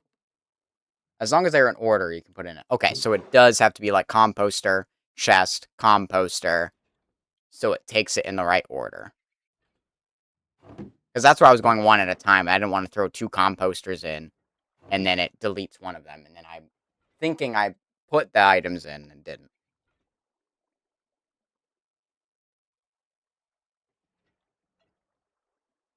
Composter, you can put 2 in at once. Okay. Which that makes sense. Also, I feel like this got slower than when it was just out on the floor. I need to wait for this to go before I press that.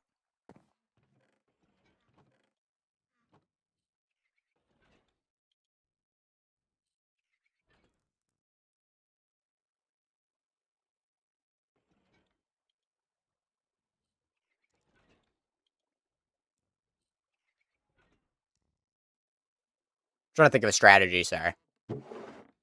Because, like, obviously with these guys, the minute they put 1 item in, they're only going to put that item into this chest, which is why I had, like, junk chest. But if you put an incorrect item, it'll ignore it, but it will cost you time. Ooh. Cool.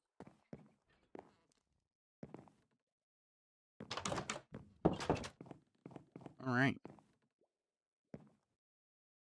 14 bamboo.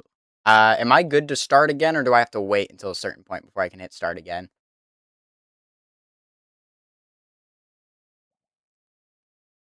Want to make sure I don't start it sooner than I can.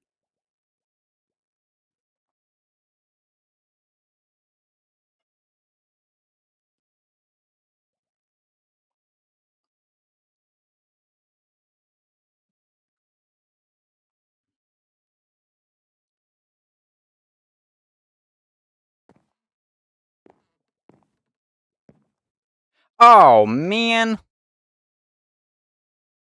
I just remembered I never swapped Spotify over. So there has not been music playing for the last really long time. The good news is I was talking the whole time, so it wasn't necessary. But now there's music in the background. Did it drain all the items? If so, you should be good. There's a failsafe, so you can't start the game if it's already started. If it didn't yell it. Okay.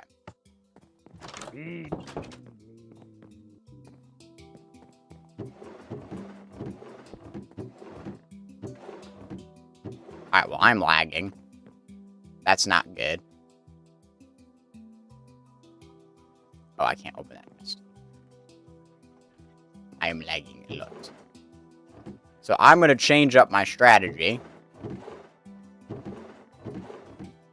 And we're going to centralize all of the junk into a singular location. So that with the golems know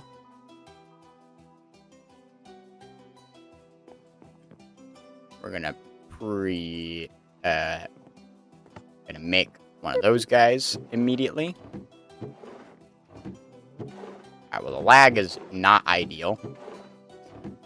Playing on a hindrance now.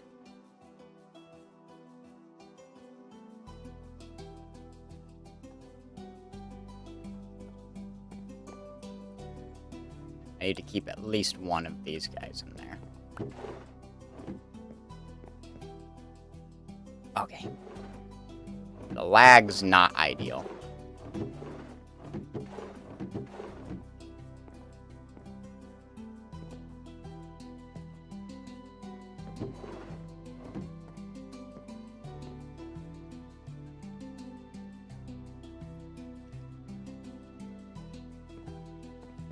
Is that a different iron, or is that the same iron from before?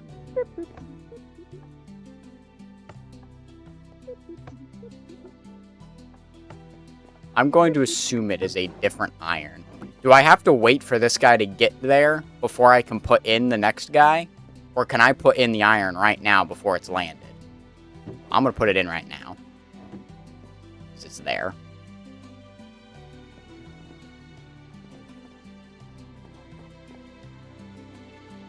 Oh, I need to put bamboo in there. Bamboo in there as well. Otherwise, that's going to get stuck in their hands.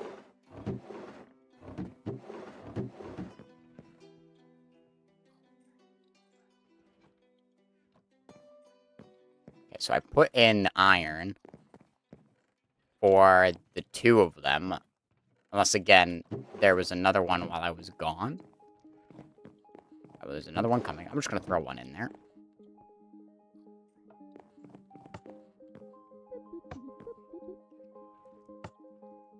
I think one of the hardest things about this game is knowing what items have gone through. Like, that iron that just went, was that from the one I put in beforehand? Because I know I put one in for that. Or was that for, you know, the other one? Now I don't know. Have I put in an iron for this? I do not know. There's no indicator, but it's not moving, so I'm going to assume I didn't, so I'm going to throw in another. And then might as well throw in the chest. And while those are going, might as well make ourselves and get ourselves a crafting upgrade. Right. And you may have made it different so that way it doesn't automatically...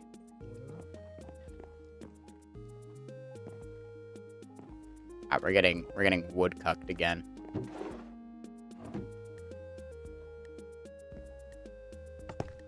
Left crafter up and running. Because, like, I know I put a chest in there. But I, just for the sake of it, gonna throw 2 chests in there. Because I don't actually know. Okay, we need a 3rd chest. So we need to start working on the 3rd chest. We put 2 in. We need 1 more chest.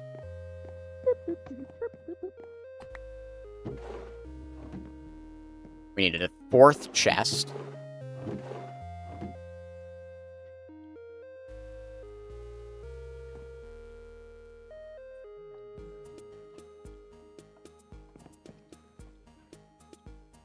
Might as well do this.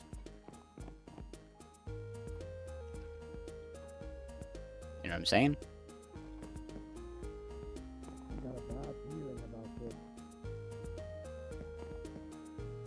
I don't really need to be taking all of the items out of this one. I can just take what's important.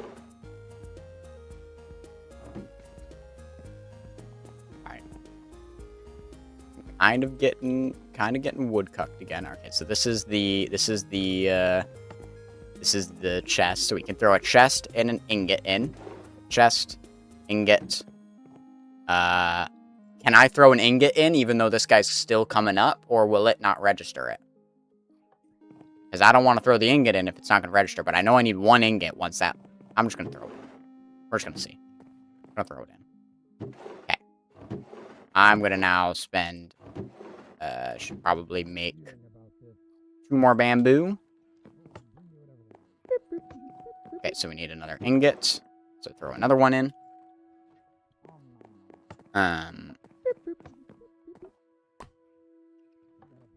We need an iron block. We have 2 of these. Mine as well.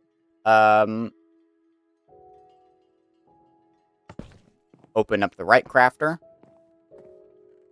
And these are separate from each other, right? So might as well throw that in there. I've got a bad feeling about this.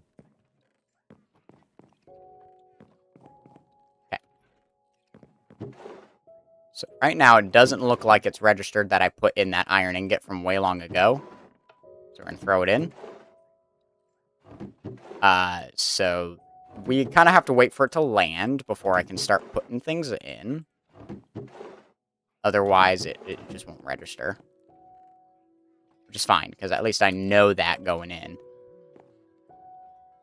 Oh, that's lovely. We need chains now. Is that how you make chains? Yes. 2 chains. Smithing table. the other one.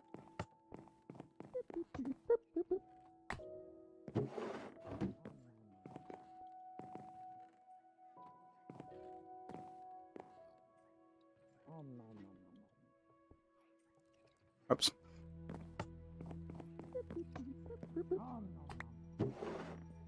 Smithing table in.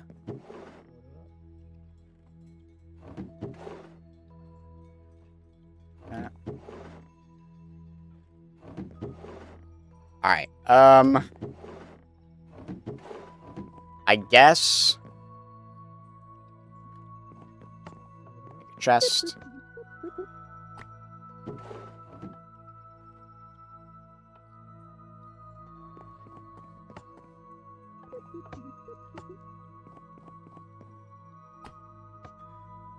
I'm lagging. Alright. Okay. Need an iron block. Don't have enough iron.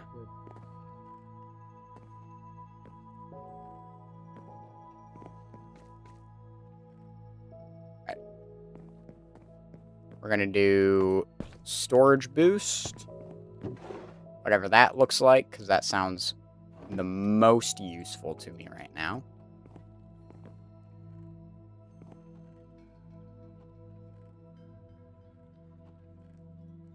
Order up.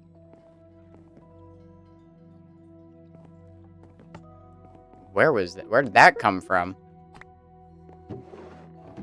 Okay.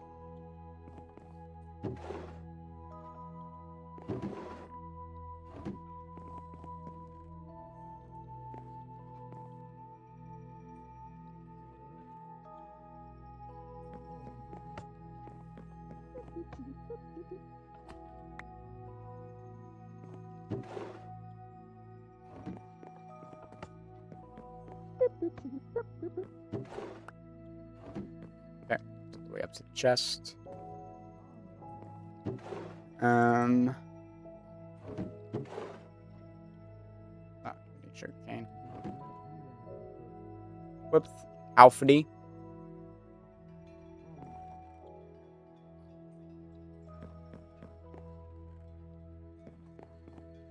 This doesn't have anything important in it. I have no idea what storage boost did for me. I have no idea what it did, but that's okay. I'm going to assume that's a new iron block, or a new iron ingot.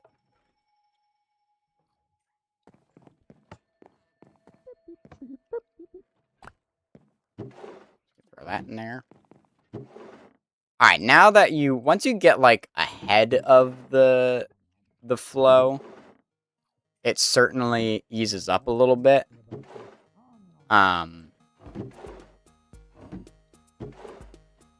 Because, of course, you don't need to, you're ahead of it now, so it's much easier to keep track of everything, whereas when you're behind, it's a lot harder to remember what you have put in and what you haven't put in. So we have another one of those. I am hearing order up now. I did not hear that before. Okay, so last thing was a smithing table. I do have enough to make 2 bamboo blocks. Okay, the lag is going crazy. So this is probably my last round just due to the lag. I don't know if this game is causing all the lag, but it might be.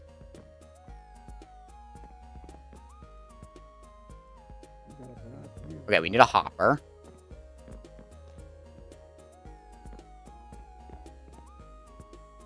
Might as well get a loaded shulker box. Okay, I just need enough wood for chest, so we can do pop.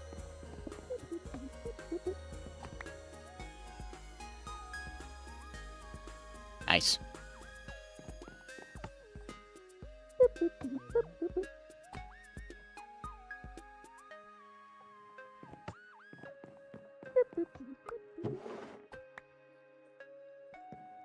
And chest that lets me open up the captor. Not a lag.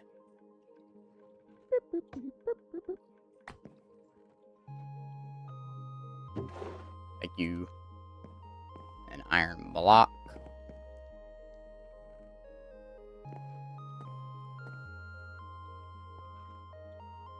That's not how an iron block is made.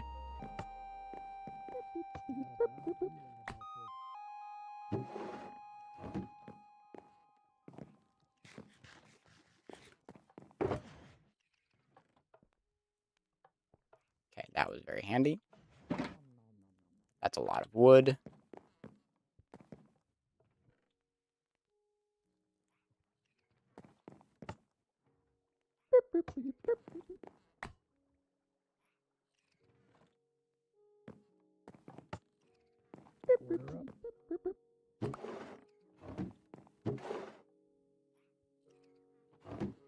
Alright, well now the bamboo is not useful anymore to me.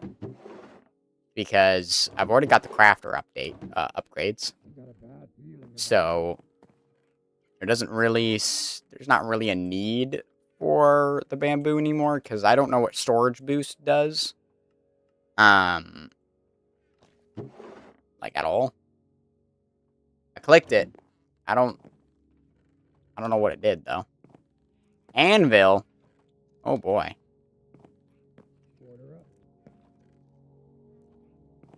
Anvil and a hopper. Okay, well we need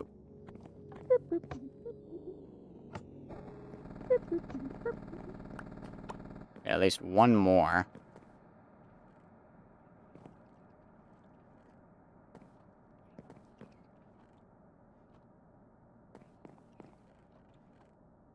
Yeah, the nice thing is they actually... Knowing that they always go to this guy first is useful information. Okay, well now this crafter system is kind of slowing me down. Because it's taking too long to make. You can continue to get shulkers to boost. That's true. That might be helpful right now in this current predicament. So I could put 6 in and do at least 1 boost right now. We'll have to wait for that. Who's that? No. Okay, well, I don't know when that's coming.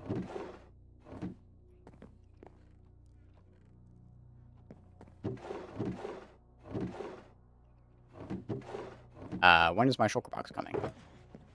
Alright, guess we'll just click it again and hope for the best. Order up. Maybe I did it too soon? No, still there. Okay, well, that doesn't seem to be working. I don't think it's going to craft fast enough. Because I'm currently running low on iron. And I can't get iron fast enough. Alright, yeah, game over. Alright, well, the shulker boost I don't think did anything. Because I clicked it twice and did not get new shulkers both times. So I don't know if it's because there were still items in the other one, if I have to clear it out of all junk. If so, I did not know that. Yeah, at the end there, just kind of... With the anvil, I just did not have the iron required.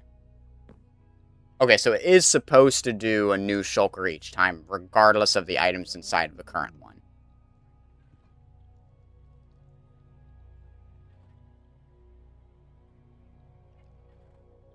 Because that kind of would... I can see now where the loaded shulker would be really helpful in a situation like that.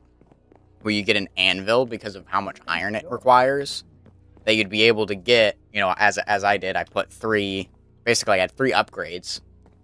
So then I would be able to spawn in the shulker, take out the iron and the wood, and then spawn in the next shulker, take out the iron and the wood, and then I would have tons of iron nuggets, throw it in, you know, probably at that point, it's probably still faster to throw it into here, craft it, and then make this over here. It should have a minecart with your square outside, but unfortunately, I did not get those shulker boxes. There is not. Either that or I took too long. Where's my school? Alright, well. Is it this one? Nope. I don't see any other guys that would have a score. I see, this.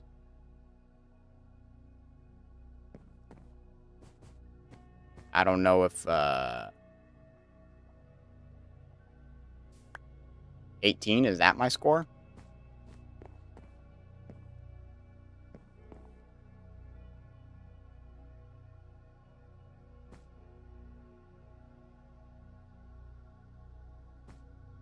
I don't know if that's a good score. I don't know if that is actually the score, but... No, that is going into that guy. What are these hoppers for? Oh, those hoppers. Oh, I see. How did it break? Anything change? I don't know. Alright, well... In that case, I think that's like a perfect... Whoop. My bad. Perfect ending to this session. I'm gonna go back to my base now. I didn't break it. I just played it.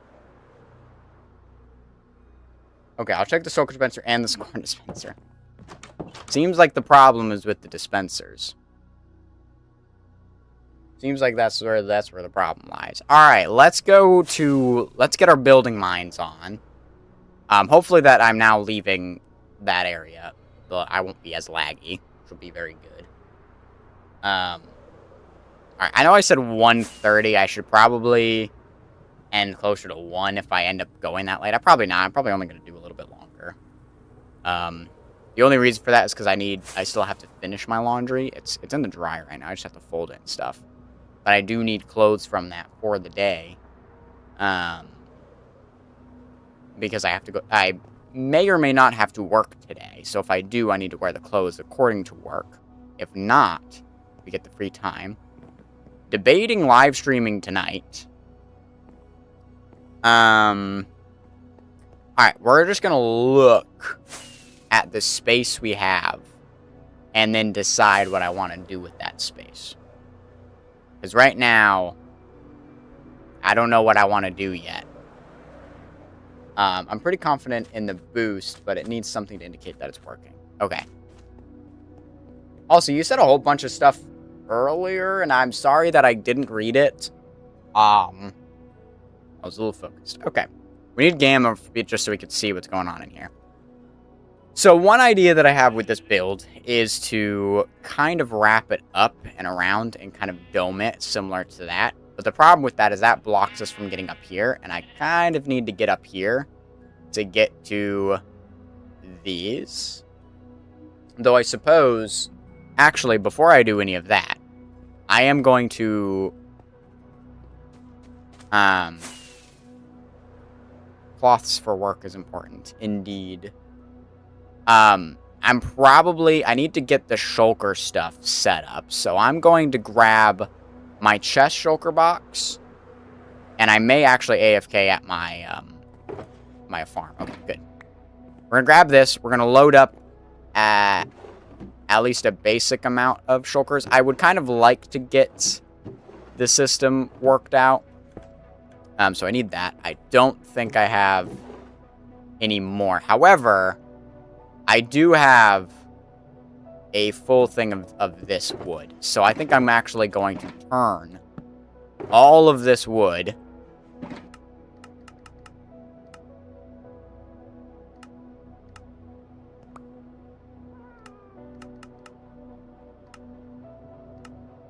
into chests.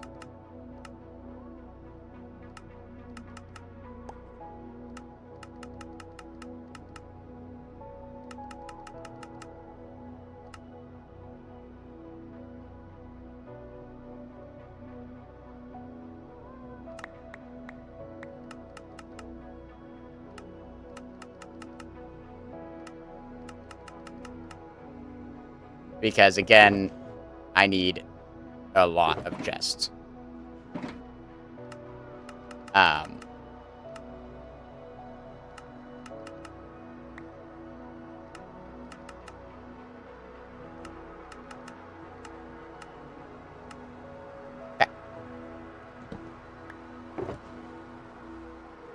way that I just threw that in. So, as you can see, a lot of chests. I actually want to move my warped tree farm into one of these buildings somewhere. Which, now that I'm thinking about it, I think I am going to change my plans. Originally, I was going to do the creeper farm down here. I think I'm now going to put it up here. And probably put it, like, right here. So it's a little offset, just to make it a little bit more interesting. It is going to be a differently shaped building, so I actually might put it a little bit back so I have extra space for it. I got to look into the mechanics of how creeper farms work. I need to go to the end. Because I need to go to the shulker farm and grab as many shulker shells as I can. Hopefully we've got ton of them in there. And then we can build up a little bit of the system to load the area. Which will be very good. Speaking of the end, I actually need to do a little bit of an end update. Because right now I actually want to fix the end, okay? I'm realizing that I actually want to lower this ring right here, so it's actually lower, and then have this part, or actually, basically remove this ring, lower it, so it's at this level. That way it's level with this guy. Have this first part go straight up into this instead of wrapping around, and then have this part be the one that goes straight across into this bottom portion. And then Jordan needs to come in and kind of fix all of the stuff over there, because it did kind of break it. Unfortunately, because the end did not save, I don't remember which guy goes... Val, I don't suppose you would know the coordinates to the end, farm, would you?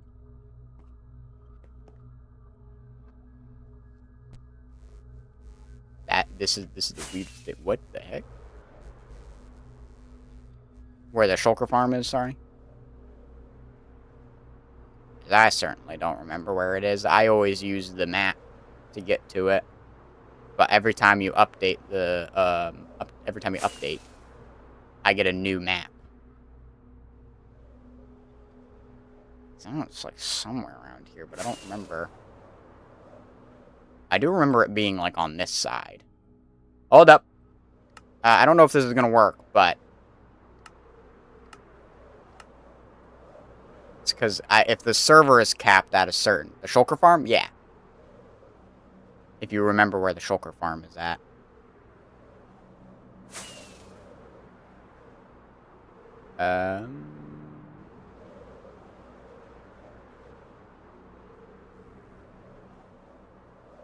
Alright, yeah, looks like the server has it capped.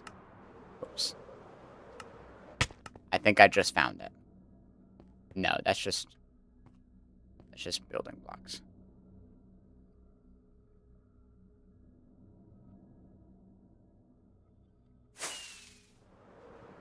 Ah, no, I did found it. Look at that.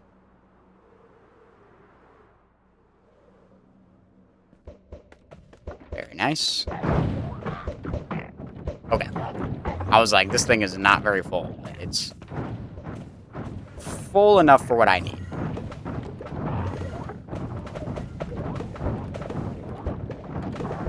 I will need to AFK here at some point to, obviously... Oh.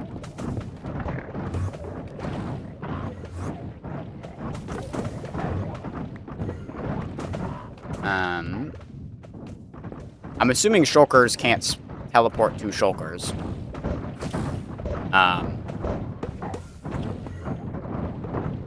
Is this... yeah, it is. Okay.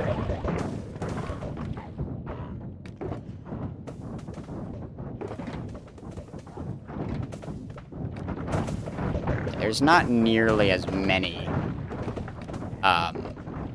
shulker shells in this as I thought there would be, but I don't think it's been AFK'd at for a very long time, because we haven't needed to AFK at it for a very long time. Right, you stand up here, right? Is that the AFK spot? I forgot how you AFK in this thing, but...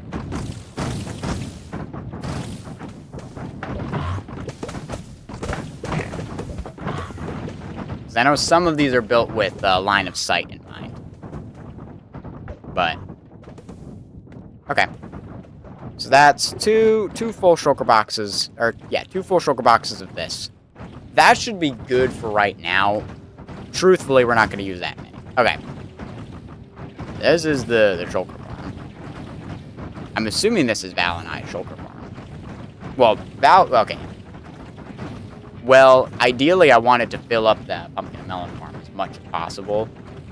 More would be preferable, but this is good for now. Well, I have it recorded, so I'm chill. Add it back. We can start getting things set up.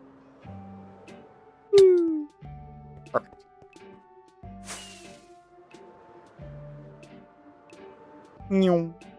Someone make... I don't know if somebody else made a farm.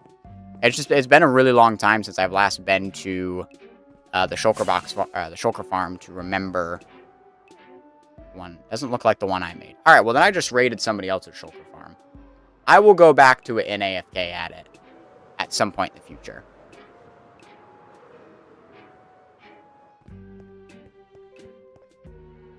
So here's how this is gonna work. We're just gonna go over to this side first. Right, we're gonna pop these here, pop those there.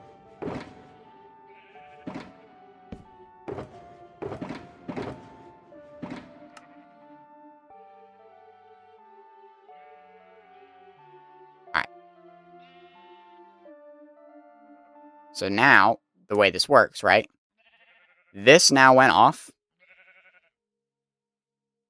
And then pop that out. It turns it back on, and then it refills.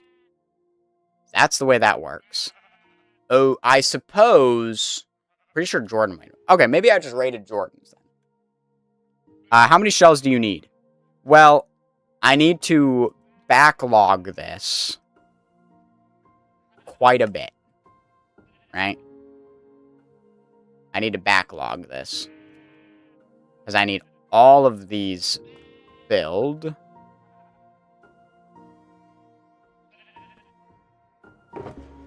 So, like, a lot.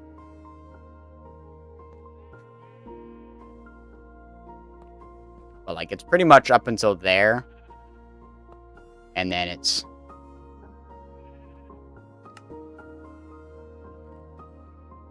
filling out these. And, like, that's probably enough in the backlog. Obviously, I need to then put done there, put one there. Oh. That's probably not good. Because I don't know what's in the system. Alright. Always the most annoying part is trying to get back.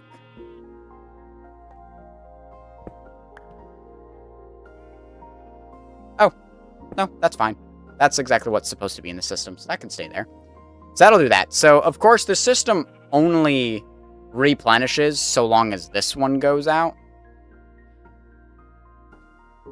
I suppose I did not create a failsafe, because obviously there are 2 things that are using shulkers, so theoretically, this could dissipate, and we could run out of shulkers in the melon side, and that'll be the case for both sides, right? Because the melon side is on this side.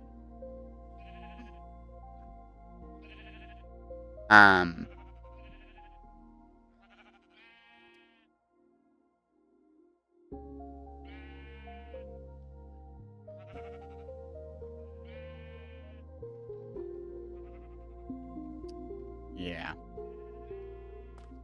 And then what I would have to do next, this is where it becomes very intensive. We would fill this up, right? And this is where all of the shells and stuff go. Is I would then fill all of that up. Though I suppose probably that is enough. if I'm being honest. That's nice. That's awesome. So probably just a shulker box of shells per side. Mainly because I only have that much. But ideally I would fill... I'm going to fall off. That's okay. I couldn't bear leaving that there. We're just going to pop that. And we can save... Let's see.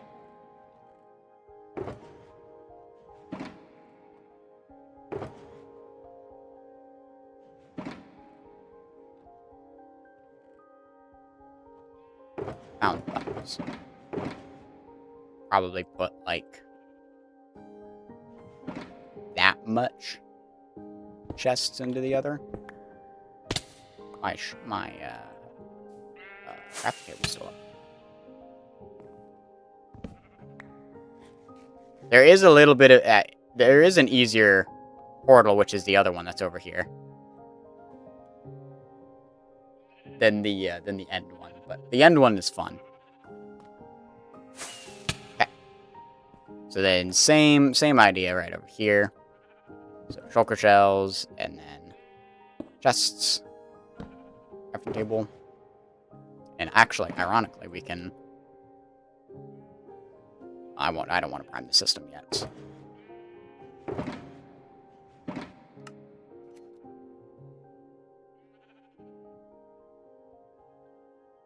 do this.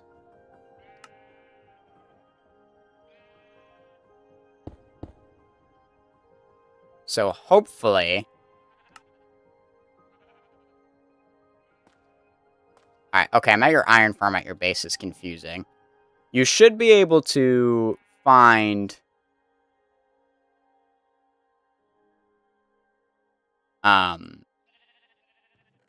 Should be able to find where my head is, right?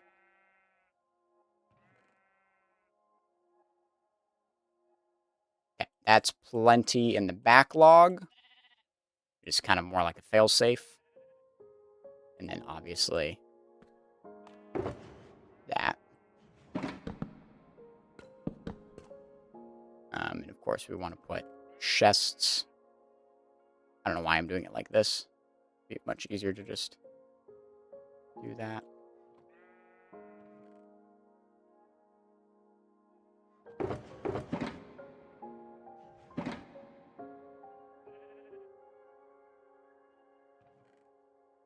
That should be fine. And then of course we can literally... Well, I actually might need... Yeah, two shulker boxes. Okay. So system is now primed. Hello. The doorway is going to be on the other side. Hello there. How you doing, good sir? Thank you, thank you. Wow. This is good. This is very good. Thank you, thank you. I will have to... I'm actually going to set 2 of these aside and put them back at Jordan's farm. And that should replenish the 2 boxes that I took from his farm. However, obviously I can use and fill... Oh, actually I can do that right now. We can do at least 1 shulker box more. Okay, well that's the exact 1 spot I did not want to put it in. You've got a few rockets. I seem to be out. Oh, yes. I got you. Working on building a rocket factory. Behind you is the sugarcane. And then eventually I need to build a creeper farm. But that's going to be slightly more in the future. Oh, that was cool. But that time is not now. Okay. So we can put at least 1 more shulker box worth of shulker shells into the system. And that should be plenty. And then we can just add the extra 1 there. And then, of course, as mentioned, we'll do that. And then we will return the other shells to the other farm. Because, of course, I don't actually want to take from somebody else's farm if I have access to my own. Which is why I'm working on creating my own farms for things, for at least the stuff I don't have access to. I might as well go to this portal. It's a little closer. A little harder to get to, but a little closer.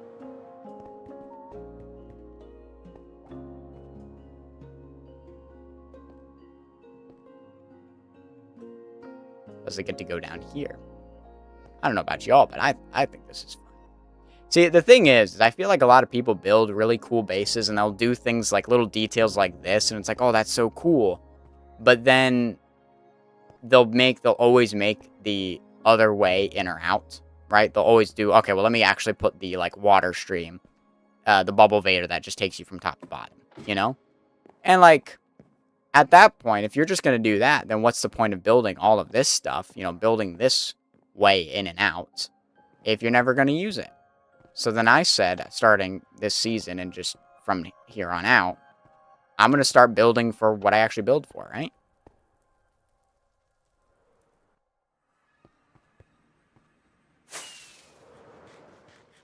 All right, but Val, for future reference, do you where was your end farm?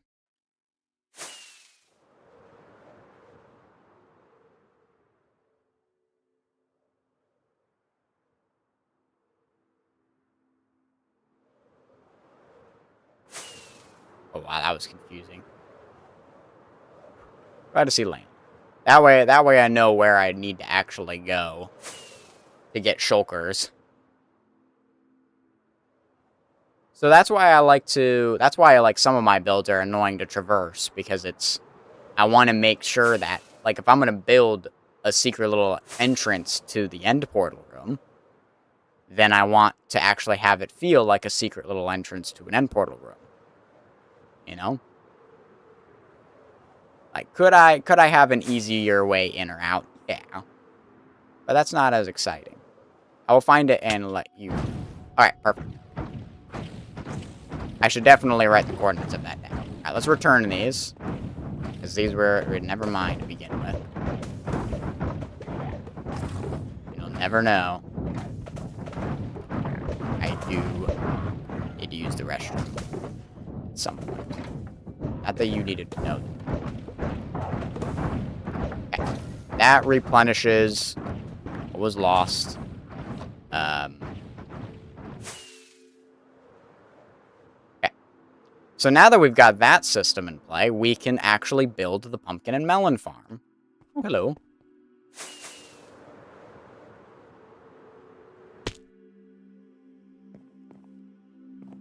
Which will be very, very useful to have. I do need to use the restroom, though, so I am going to sleep and then go to the bathroom. Okay, I will be right back.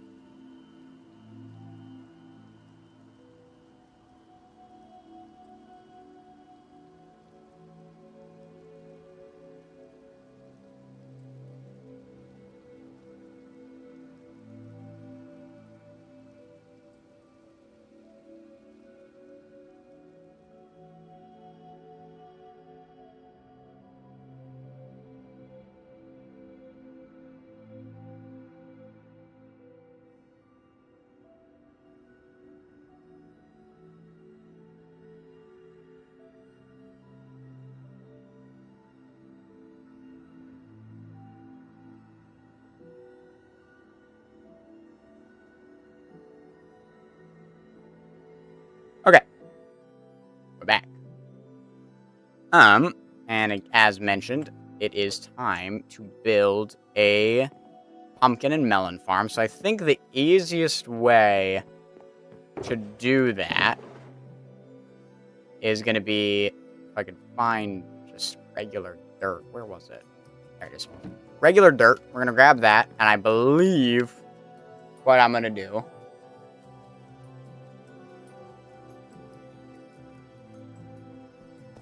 I'm actually going to grab, because I know I want to use them, mangrove roots. These are muddy mangrove roots. Do I have regular mangrove roots in here? Gotta have them somewhere. Yes. We're going to grab regular mangrove roots. We can break this. I think I'm going to use more than is needed to keep in a shulker. Perfect. We will need them later. Let's build a pumpkin and melon farm. Another one. So we have a pumpkin and melon farm in our villager trading hall at the top of the villager trading hall. But it turns out it didn't make enough, and I very quickly already ran out. Because 9 stacks of either pumpkins or melons gives us 9 stacks of emeralds. So it's a 1-for-1. So every single pumpkin and melon is in fact a thing. Now I did leave this here intentionally. So we could do this. So the reason we need the mangrove roots is so we actually know where water is supposed to go. But I think it's probably going to be easiest to just place in the dirt first. So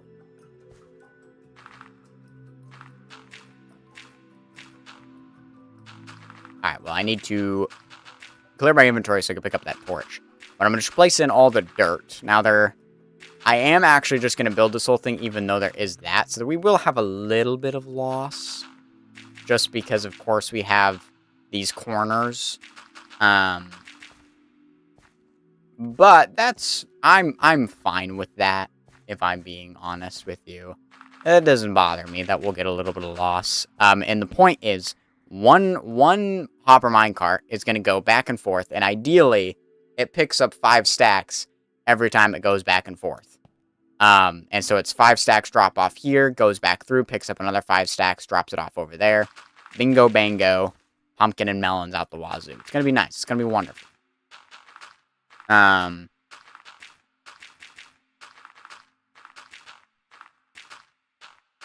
have everything but the pumpkin and melons. However, we will probably start going in via the top and not the bottom anymore.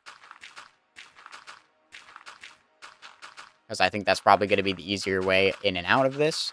There are 2 options that we have. When it comes to this pumpkin. When it comes to this, okay? We could either not water it, but I'm going to water it. Which is a little bit more annoying for myself, but we're going to do it anyways. We're actually going to get the pistons and everything else in place. Actually, no, we need the stems in place first, because that's how we put everything else in. So those will go, obviously, here, and then redstone up top. First, dirt. We need a dirt layer to make this pumpkin and melon farm. And the mangrove roots are so we can put water without having to worry about the water going on top of any of the rails. However, rails are kind of water resistant now. If water goes next to a rail, it won't break it immediately. But if you pour water on top of rails, it will break them. So it's like a mixture, but you can place rails underwater. There's like very specific use cases for it. In this case, we're not going to worry about it. We're going to do the roots, and it's going to be fine. But I need to figure out where those are.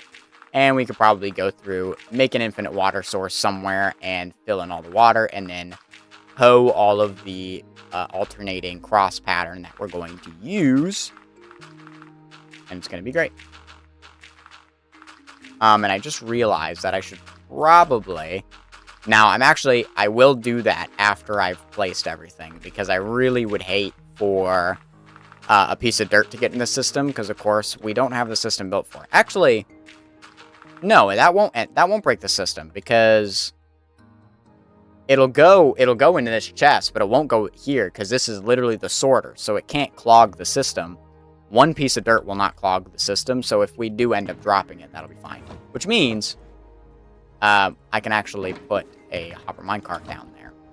I have other hopper minecarts in a chest, but we can go ahead and do that. And so now that guy will progressively be going back and forth to this whole area. And this is a good test to see, can it make it back and forth through the whole area? Which, if it can make it 1 or 2 loops, they're all the same, so it should be able to. And if it picks up anything, it'll stay at the sides. If it is empty, it'll just keep going back. Which to start, the start will be slow while the pumpkin and melons are still growing. And then eventually it'll pop off. We're not there yet.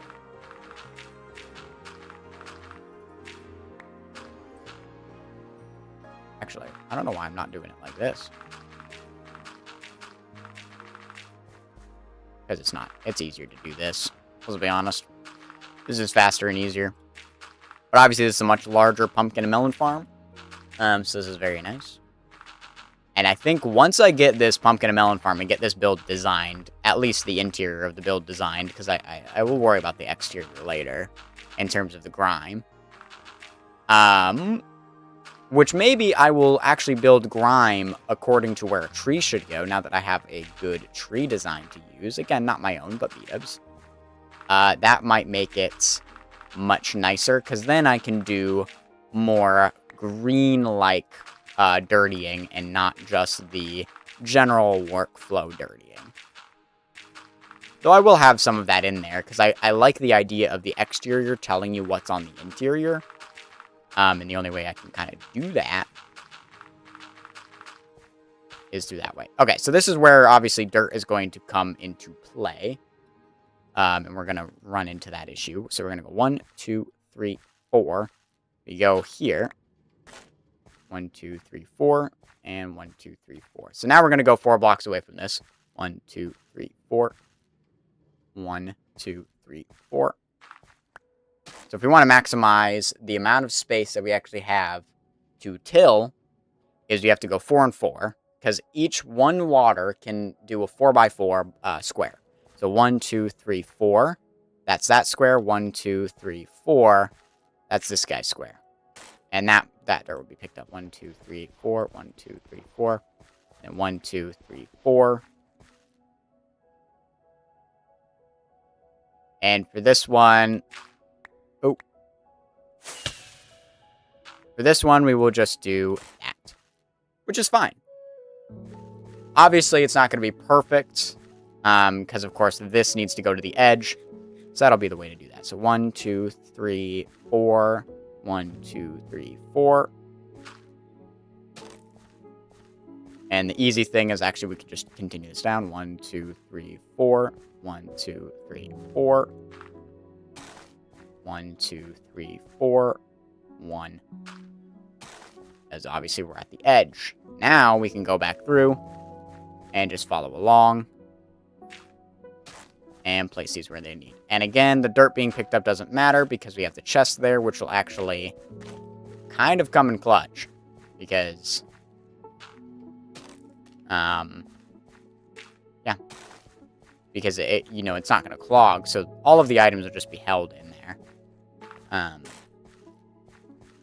But this maximizes the amount of water we have to the amount of crops that we will have. So we are using the majority of the space for that. I guess I didn't use nearly as many, but again, I don't really feel the need to do that. So now I need... okay, I put a sign on the waystone to use in the end. Then the other side, there's a sign with quartz. So, thank you. Much appreciated. That's awesome. Okay, that's perfect. Now we got that. Now we can... Dungus. So now what we can do is we can do this. And I don't know if pumpkins or melons can spawn on these blocks. Obviously, if they could, that'd be amazing. And another benefit to having a full block here, I don't necessarily see why they wouldn't, but it might be that they have to be on a dirt block, dirt or grass. Otherwise, they won't be able to spawn together, which would be most unfortunate, but that's fine. So now, that's all we need. And then we can put those back. Obviously, get rid of that. And I need Horge, which unfortunately, very, very low on durability. which is not ideal. We're going to change that. Other way around. Unfortunately, my elytra is taking the majority of it right now. And my armor. There we go.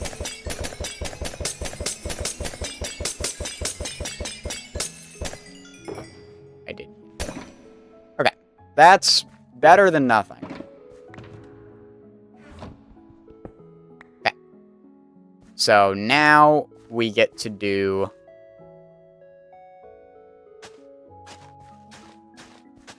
Every other one is going to get hoed.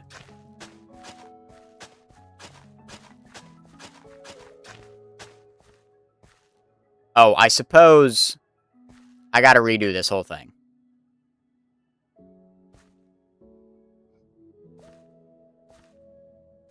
I got to redo this whole thing. Because I should probably make it so that way... And who knows, it might not end up mattering. Because let's see. Because, like, oh yeah, this one, it's a round. Okay, I just did that unnecessarily. Because it's not going to matter. Hold on, I'll read that in a second. Farm is empty right now. I'll AFK a bit to get some in there. Perfect. That one's obviously going to be 1, and then this one's not. Okay, yeah, never mind. Just a general flaw of the design that not every single one of them is going to be that way. But that's okay. Again, this I feel like is already overkill. Like this is a pretty big pumpkin and melon farm. But as you can see, all of the soil is being watered. That's very good. And then I need to AFK at my warped tree farm. So that's make sure that I end stream at the warped tree farm so I can AFK at it. That doesn't need to be there. The only reason I'm breaking them is so I don't get confused and put a seed there, and then it will mess up everything. Because obviously the pistons are going to go on top of the these blocks that I'm stepping on right now, and then the observers are going to go on top of the tilled soil.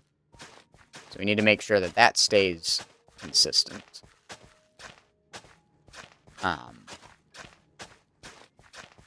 The nice thing is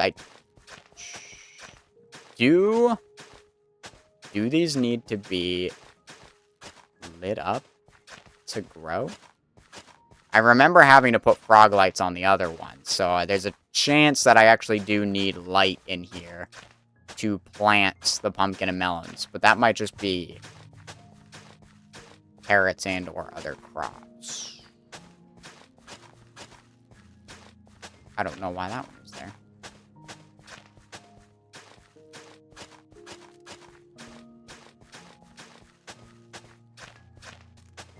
And then, depending on how much time I have left in stream, we'll see if we can't start working on a design for this place.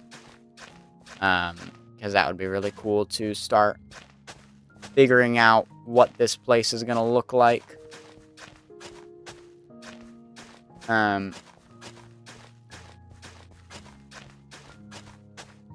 Oh. I really need a floor design. I don't know what blocks to use as the floor. That's kind of one of the big ones that I'm trying to think about right now. The stone's just the temp block. Stone is our parking lot. That's our concrete. That's why I use it so much. And I know it's a little bland, but again, this is a brutalist style, so I'm not technically done with the parking lot. I have a few ideas on things I can do. Yeah, this is a big area. This is 4 chunks. A 4-chunk melon farm. Not quite, but because obviously it's the box is a little bit. No, this is 4 chunks. Yeah. It's just the walls are 1 chunk. We'll try to remind you. Hey, okay. Appreciate it.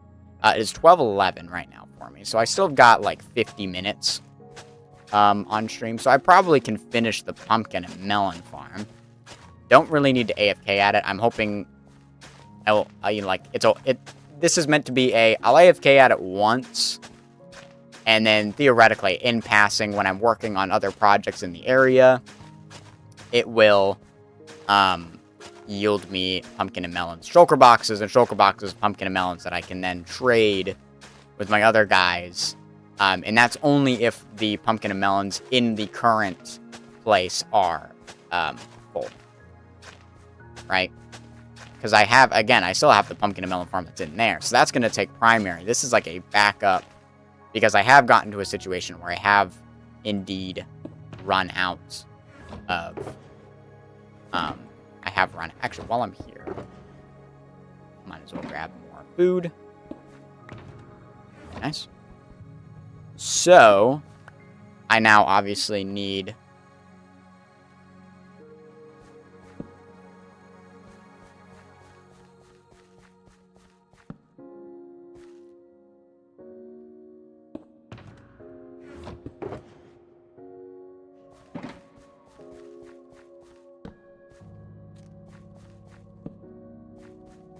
I want to jump right now to get around faster, but obviously I can't, because then I will untill everything.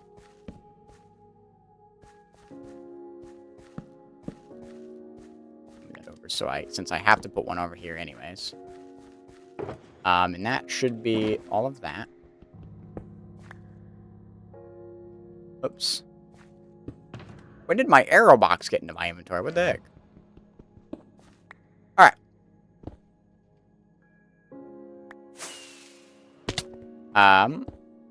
Perfect. So now I need pumpkin and melon seeds. In order to conclude that. Let's put this away and get pumpkin and melon seeds to... Oops, I forgot I had that on. Turn that off. Turn that off as well. Again, I don't really want to put those in there, so we can just leave them down there for right now. We can throw the dirt in there. Let's see. I need pumpkin and melon seeds. Those should be in this one. If I have any. I do have melon seeds. Don't have pumpkins. Bee farm would actually be something good to create in the future. Which, honestly, we have space in this place that we're making to put a bee farm if we really wanted to. So that's something to consider. I do need more...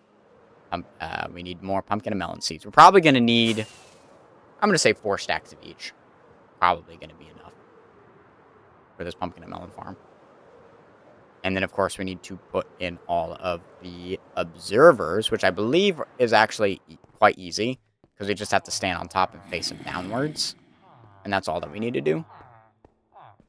And then we can put all of the other stuff. So, yeah, villager trading hall over here. 9 stacks goes across these guys, and, of course, here is the pumpkin and melon farm. But as you can see, we're quite low on pumpkin and melons. Okay, I have a decent amount of pumpkins. So yeah, 1 stack is enough. Do I have a book breaker? I do not. I might have a book breaker. Hold on. Do I have a book breaker? Oh. That's rough. Okay.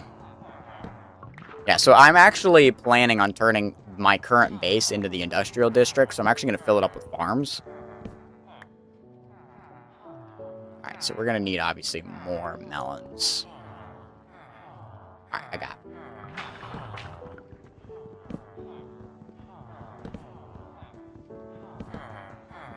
I thought I had an axe that would do this faster, but...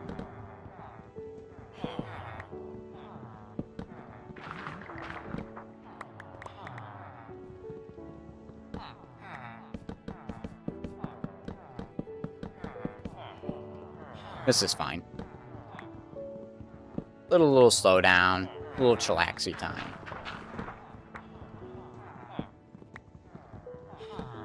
I'm excited for the next update of Minecraft. The cushions are going to be great. The poplar wood I actually want to start using in this next build. I think that would look better having gray. But having gray shelves is really what I'm most excited for.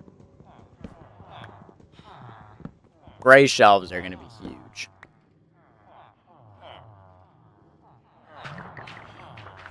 I need 1 more stack.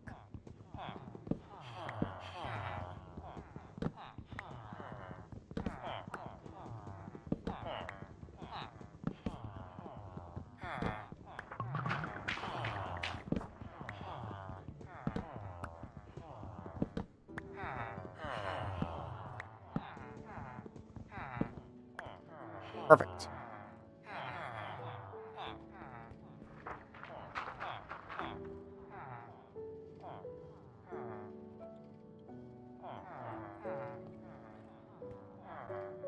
Right, if I put it... Oh yeah, there's the chest. That's what I'm looking for. Okay. So 4 of each. That should be plenty for this. Okay, so we need to decorate those like these ones. And then I want, because this one's more in the forest, and we have, like, forest on the backside. Wait, I need to go to the top. That's right. Ooh. I gotta make sure that the one I break on top of does lead me to that. Alright.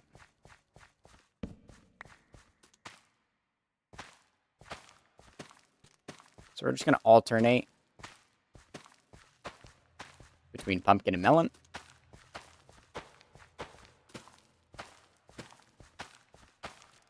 And that way we have an even amount of pumpkin and melons in the farm.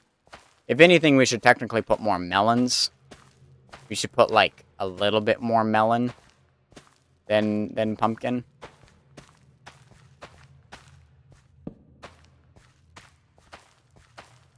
Just because, obviously, melons don't break evenly. So, like, we always get one pumpkin, but we don't always get one melon out of a melon. You know? So it might be more beneficial to obviously have slightly more melons than pumpkins in this. But I'm not too concerned about it. Because we could trade both in our guy back yonder, so...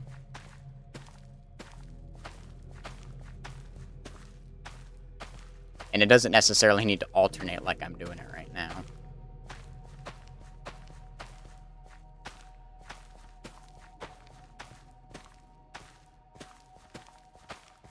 Just figured, might as well alternate, you know?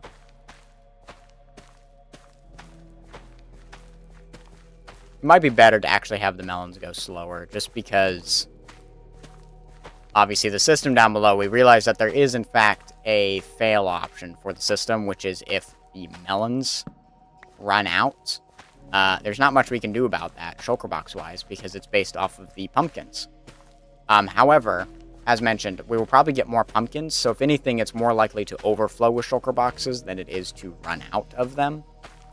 Which, personally, I'd rather have it go over, because if that's the case, it'll just... spit it out, and we will lose that shulker box. But we'll still have shulker boxes in the system. And we have infinite chests, we have infinite shulker boxes. So it's not the end of the world if we lose a shulker box here and there due to overflow. And if we notice it's overflowed, we can obviously go in and fix that. So it's like not even, you know, it's not an end of the world problem.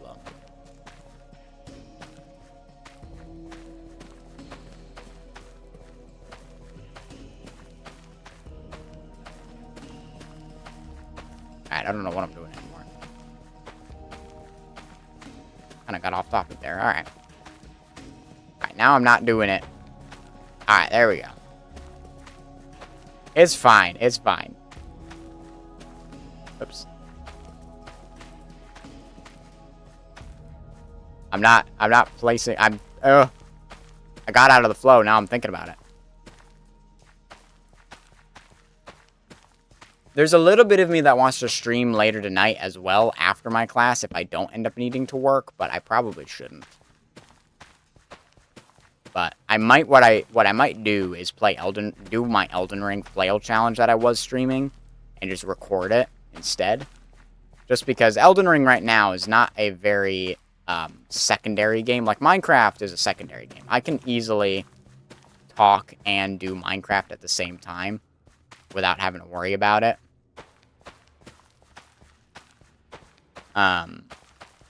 But Elden Ring right now requires way too much thought.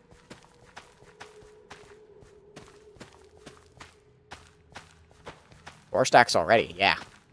You found a really good farm. This is good.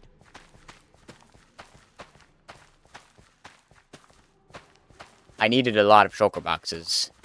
Unfortunately, the shopping district is not as prosperous as we would like it to be. But that's okay. It doesn't need to be. Alright, there we go. And look at that. Perfect amount of stuff. So, now I need plenty of observers that I don't currently have. So I need more observers. We're probably going to need... Well, based on that, we're going to need... Because it was 6 stacks of observers to cover the entire thing. The nice thing is, that's the direction that we need it to face.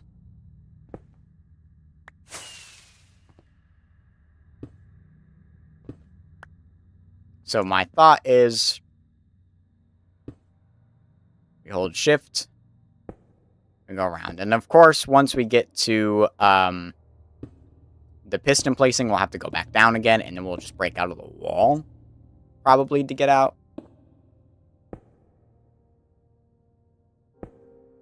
And this is the entire farm. Alright, but obviously, I am out of piston, or out of observers, so I need to make that many. And presumably, I need to have the exact same amount of pistons. Also, speaking of the whole like content creation issue that I was mentioning earlier, we might get mob spawns because it's not lit up, because I obviously removed the torches. I think the mob switch is in fact on, at least in the overworld. It doesn't extend to the other dimensions, but I think it's on in the overworld, so I shouldn't have to worry about it. But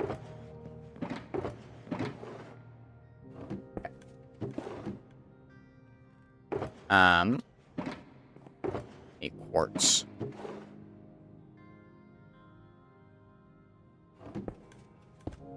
Lots of quartz. I said 6 stacks, right? Let me get... Nice. I was about to say, too bad you can't get a quartz farm, but by technicality you can. Because of course a bartering farm is a quartz farm, but probably faster to just mine quartz. And I get a lot of this when I go netherite mining. I get a lot of quartz from that.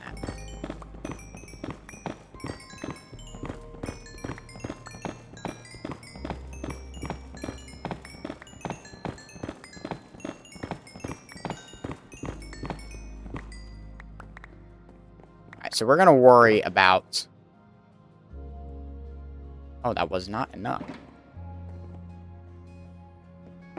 Alright, that's... This should definitely be enough. Yeah. That's enough.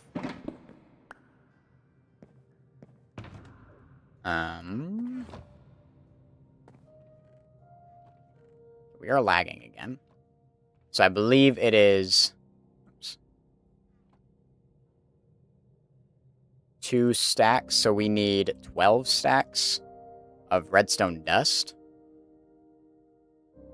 So that's not enough right there. If we do that, add another 9 stacks on top of that.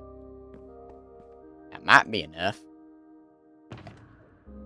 Let me put the pistons away real quick.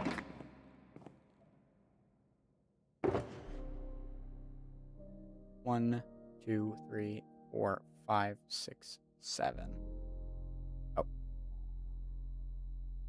Because it's 2, 3, 4, 5, or 4, 5, 6.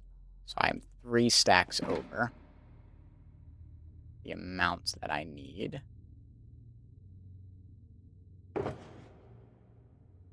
This is all the redstone that I should need. And then I need all of the cobblestone, which is where a lot of the bulk of it comes from.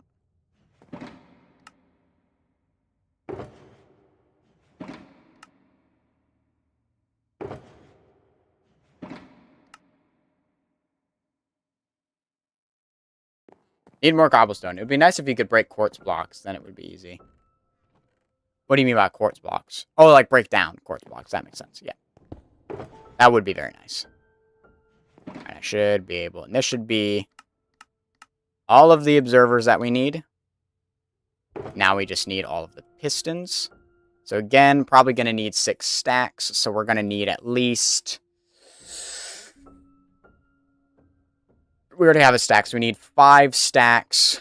We'll make 5 stacks. So we'll go over, but that'll give us more on here. So for right now, we won't worry about cobblestone.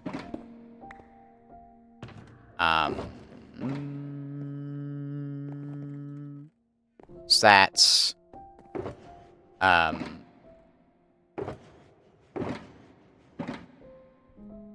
that's 5 stacks. 5 stacks of iron. 6 stacks right there. More than we need, but that's okay. Oops. Don't do that. 5 stacks of iron.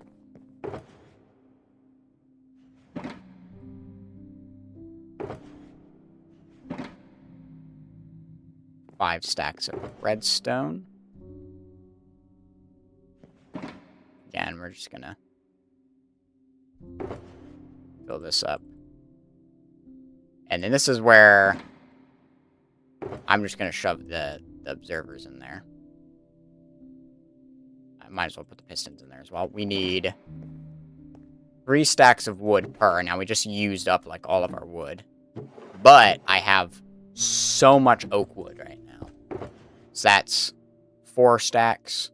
This is 8 stacks. So this should be enough. Because that's... It's a couple sets of pistons right there.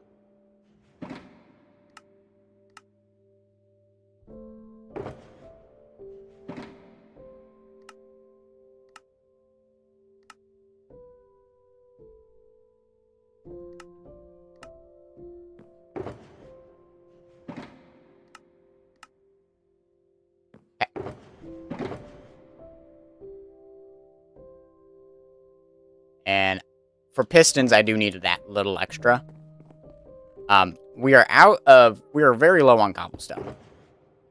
Very, very low on cobblestone. Oh, and I also don't have the wood. Need this to be 48 to get 3 stacks.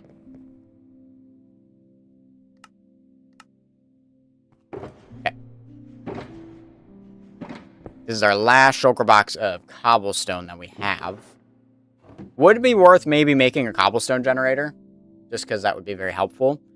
We can turn stone into cobblestone now via stone cutter, but it would be much easier to have bulk of the one. Actually, we don't even need to keep that in there. Okay, perfect. We'll worry about the redstone part. Actually, might as well just grab those. I think that's more than we will need, but that's okay. We got 30 minutes. 30 minutes to place all of these.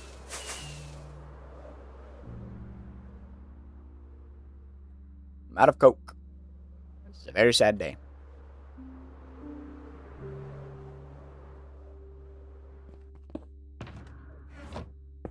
As you can see, my rockets are very quickly depleting. I need to get that creeper farm up stat. Is this, Nope, this one is.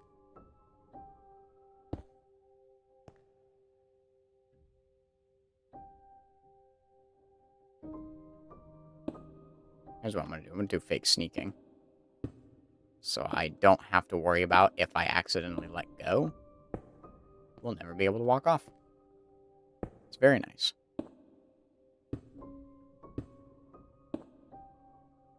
Now what would be even nicer, and this tweak may exist and I just am not aware of it, but the ability to place the pistons facing down without actually having to get on the bottom of this and be able to place them facing down up here. I don't know if there's a way to do that. So I know there's one where it's like fixed placement, But I can look into it after this. Once we get all of these placed. This is gonna take a while though.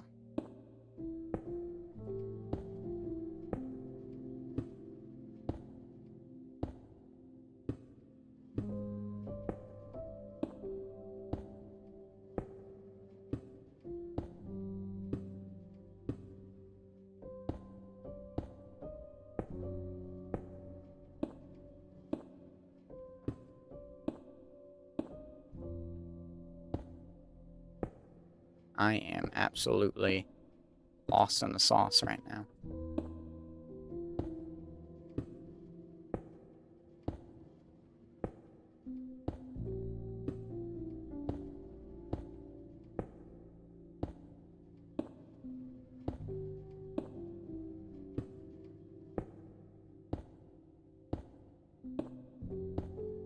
Dang it.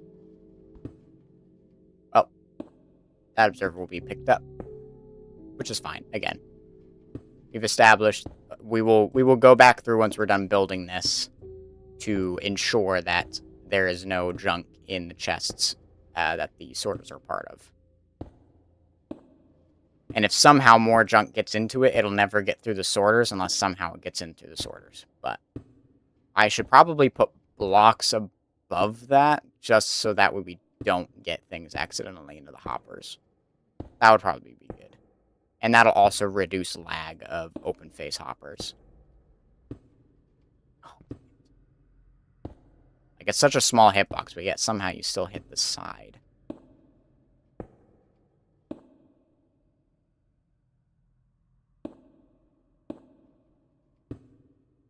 I don't think I'm going to stream tonight, because I'm already streaming right now. I don't think I need to double it up. We will see when I can stream next, though. I kind of just have to play it by ear. I don't know when anything's happening, and I just have to hope for the best.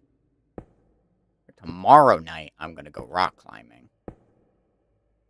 Oh.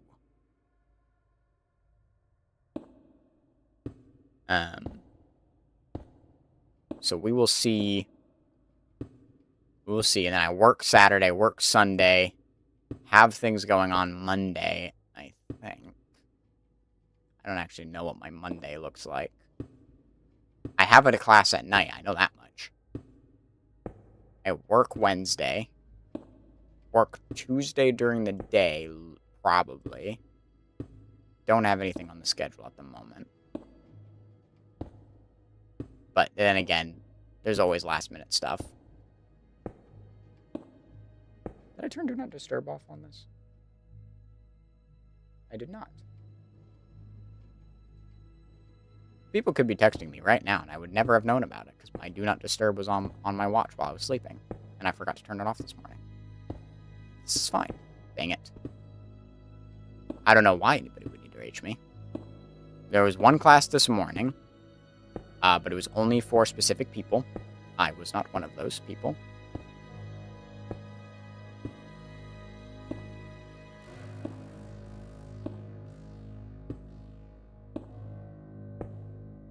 Holy.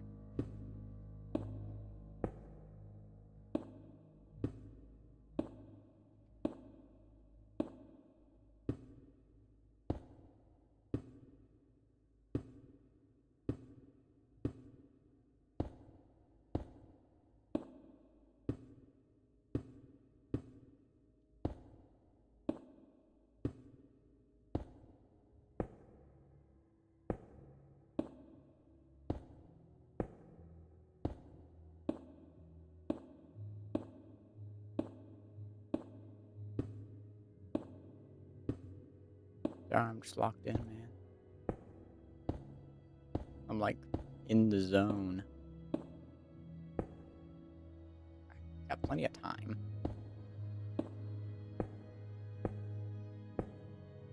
I am getting hungry though. The only problem with streaming through lunch is like that's the only issue with live streams at this time of day. Is I'm going to be going through lunchtime. Which is not good. but obviously this is the only time I have, because if I knew I wasn't working tonight, which I don't, right now I'm assuming I am, but if I wasn't working tonight, then I would have live streamed tonight instead of in the morning, because usually nighttime streams perform better. More people are available at night. However, dang it, due to the live streaming, due to the unknowing, I knew I was available in the morning, so I was like, oh, yeah, we're just gonna rip it. So expect streams to be at varied times. I will almost always have a decent amount of time. I like to give myself long periods of time to stream. Especially if I have a good topic. Dang it. Then I absolutely want to go. I'm gonna check something real quick. Okay, our minecart is going through, so that's good. That's very good.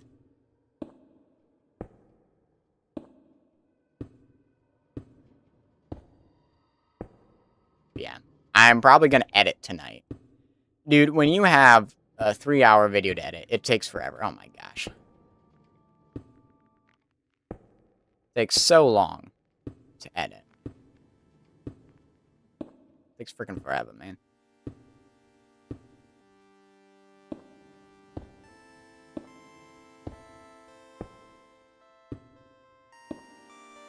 Seriously? It wasn't enough? Oh, man. That is most unfortunate. I need at least one more stack of observers. I need one stack of observers, and by logic, I would need one more stack of pistons if I needed another stack of that. So I guess I do need more observers. One stack is like way more than what I need, but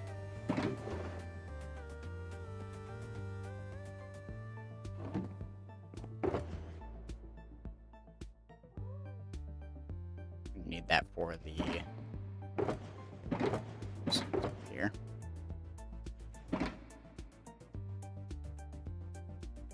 I don't know why I did that, because I have literally the stack right there, but that's okay.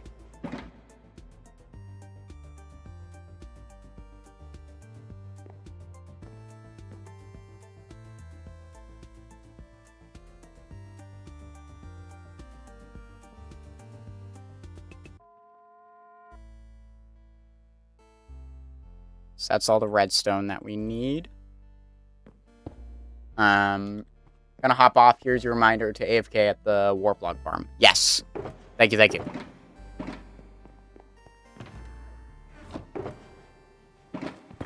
I wasn't necessarily counting in time that I was gonna run out of observers.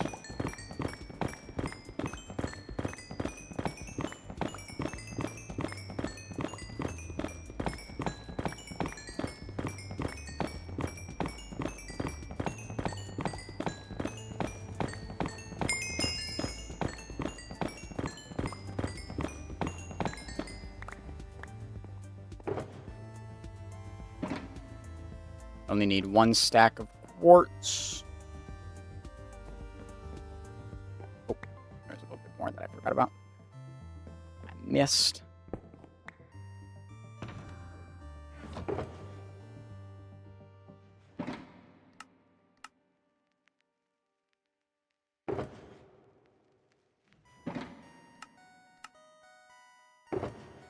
Okay.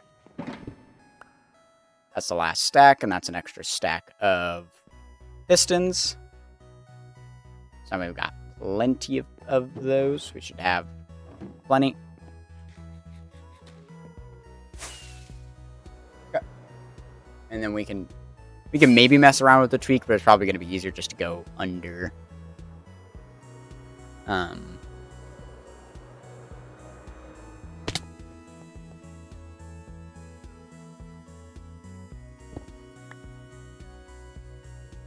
Right.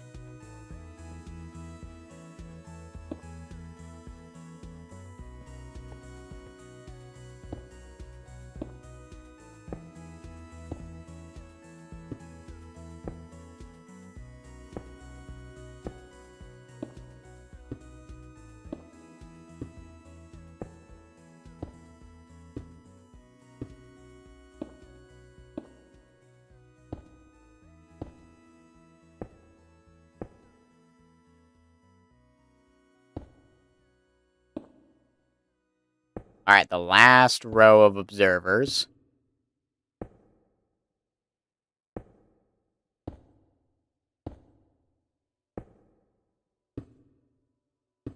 Okay.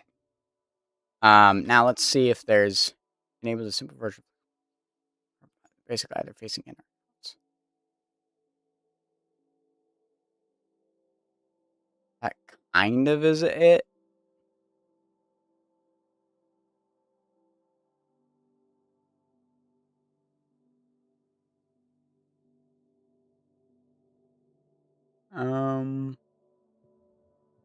Let's try it. Let's make that 8. I don't think I have one on 8. I have one on 7.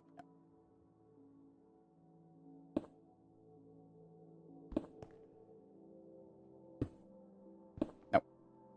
Okay, that's awesome. All right. That is not it.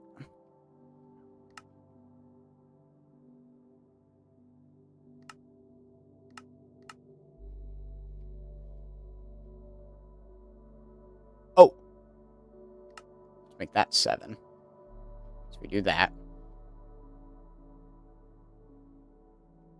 That's not doing anything. The key to activate the accurate block placement overlay for placing block facing opposite. Okay. So let's make that 9. No. Periodic attack is 9.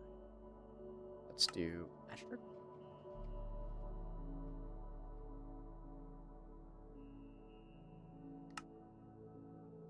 Alright.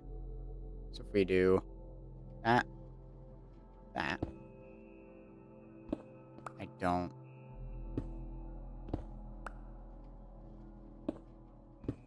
It's not doing anything. The key to activate the accurate block placement mode / overlay for placing the block facing the opposite way from what it would be facing otherwise. That's exactly what I'm trying to do, is have it place down instead of up.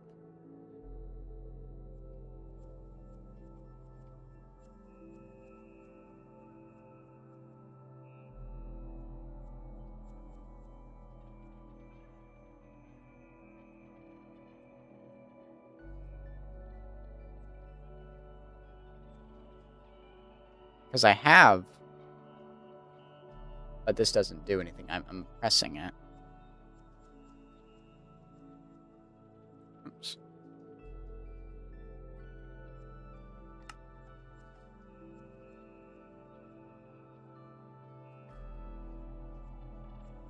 Yeah, it doesn't do anything.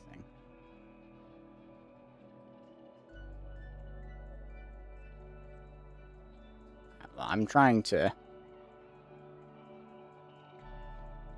I didn't know I could swap between these. That's pretty cool. I didn't even know Malolib had a thing.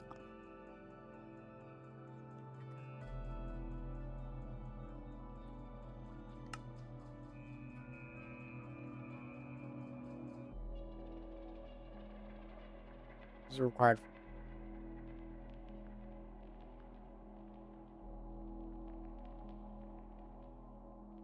I don't know. So we're just gonna do it the good old-fashioned way, and then we'll have to go up top and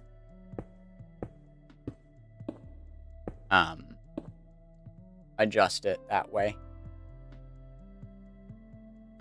and put all of the whatchamacallits on there.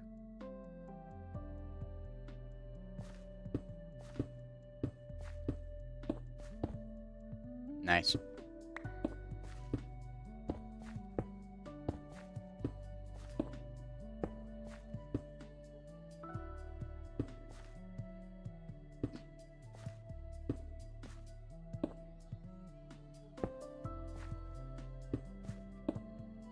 Gotta be careful about those spots, eh?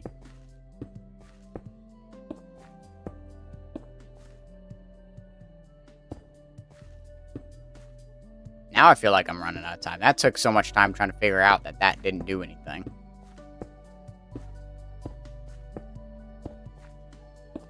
I'll have to look into that later. Because that would be really cool. I know Jordan has a mod which allows him to choose it more accurately, and maybe that is it. Maybe it's just not working for me. I don't know.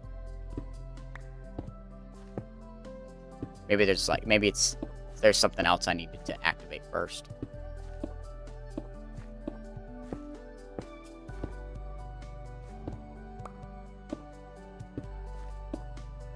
So sometimes with these you have to do. Oh, I did have it on true. Well, then never mind. I don't know. I don't know why I wasn't doing it or doing anything. That's the worst part. Not that I wasn't doing the thing I wanted, but that there was no noticeable dialogue to let me know what it was doing, if it was doing something.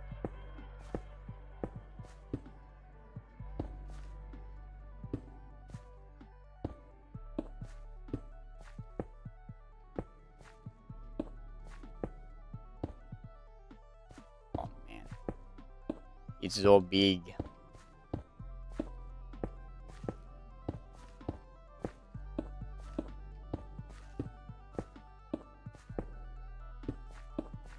No, that I'm going too fast. What?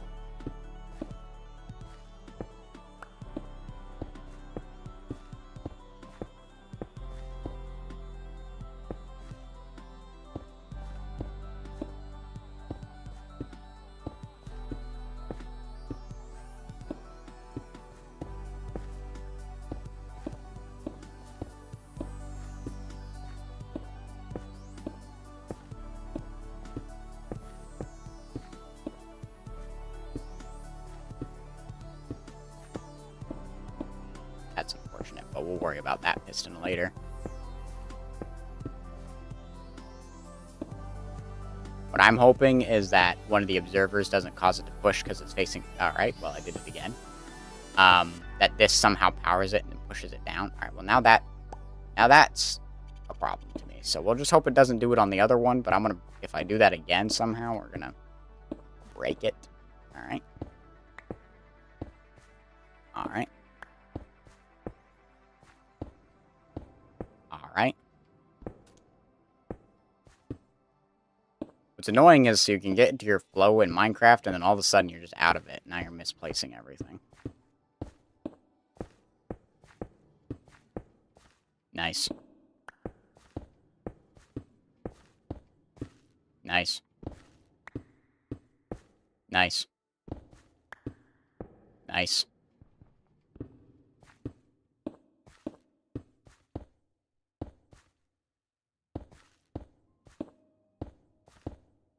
Nice. That's because I was looking away. Nice. Nice.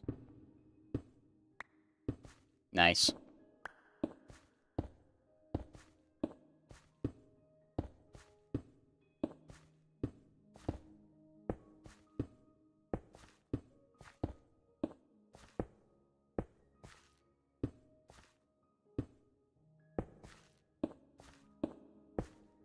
Nice. Nice.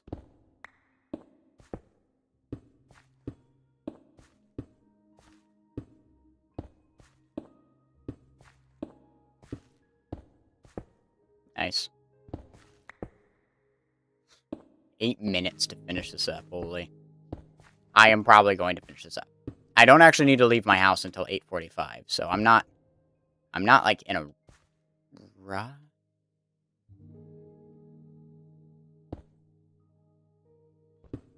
Man.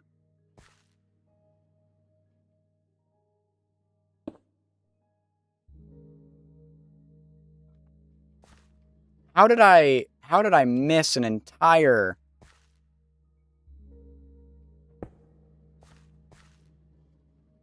section of freaking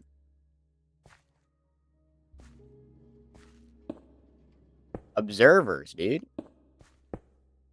Well, I hope I have enough observers for this section as well. Holy.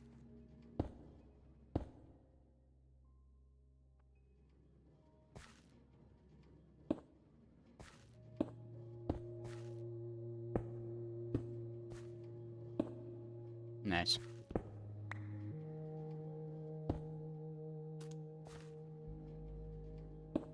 Nice. It's a good thing I still kept the observers on me. Should really be going the other way. Nice.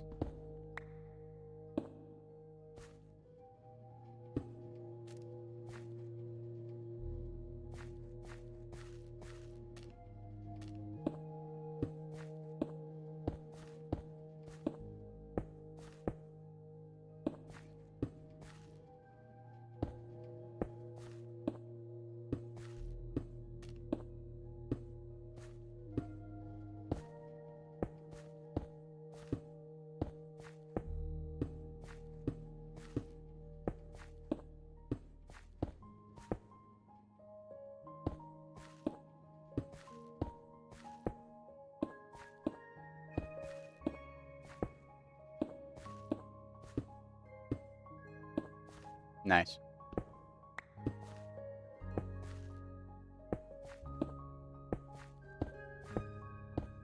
Okay, last lap.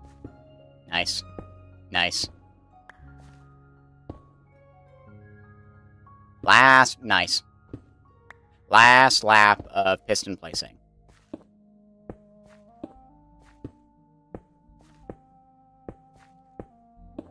And then we have to go on top and put all the redstone, which we have in our inventory, which is very nice.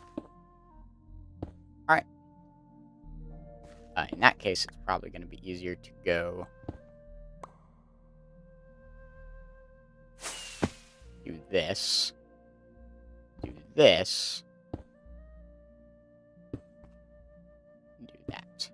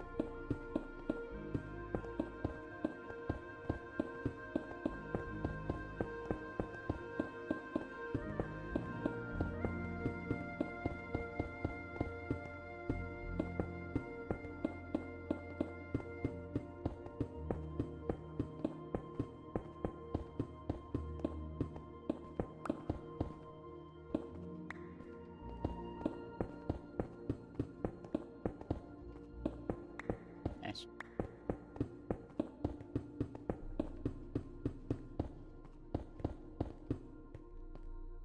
Just want to make sure that those are in fact correct.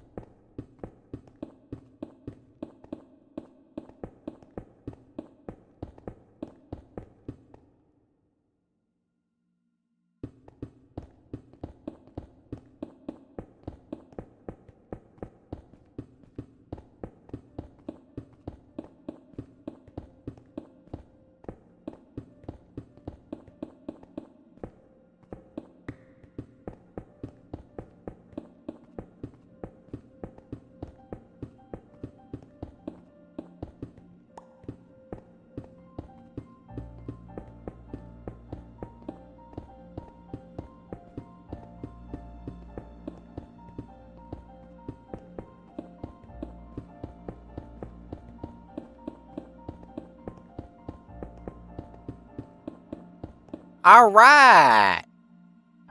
There we go. And just to make sure everything is in fact placed correctly, looks like it. Looks like I got everything. Looks like this is all correct. These haven't grown a little bit at all.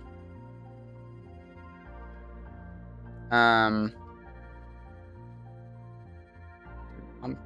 and melons need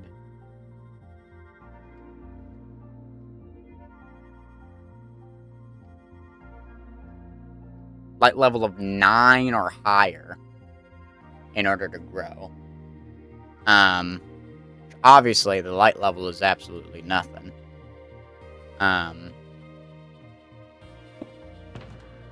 nice. Unfortunately, I kind of need it to be a solid light source. Otherwise, it won't really work.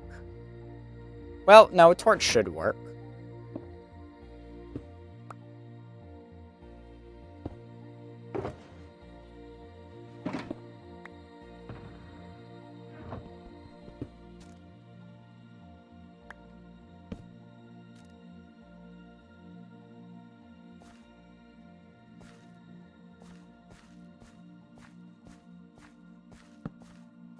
I put one light on each water. That should be enough light, I would hope, to satisfy the pumpkin and melon needs. We'll see. It definitely is going to satisfy most of them, and then we'll see where else we need to put lights. And eventually I do want to swap it out for a solid block, ideally, because those torches are a little laggy, so like shroom lights or something. Okay, now that you see the pistons firing, that's good. That means they're growing.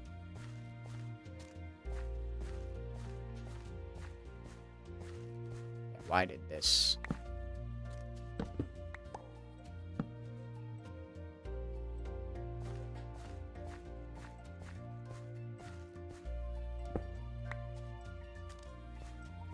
Need to make sure that these are all good. Okay, I know it is 1 o'clock, but...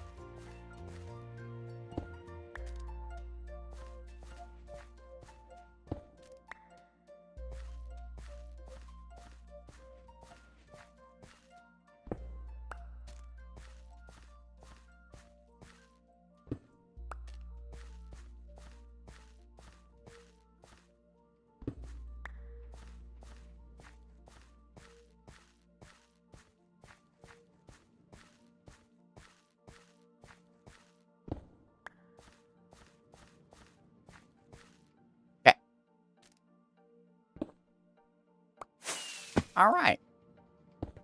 Pumpkin and melon farm completed. We can now make our way over to the warped forest. Alright, not warped forest. The, warped farm that I got.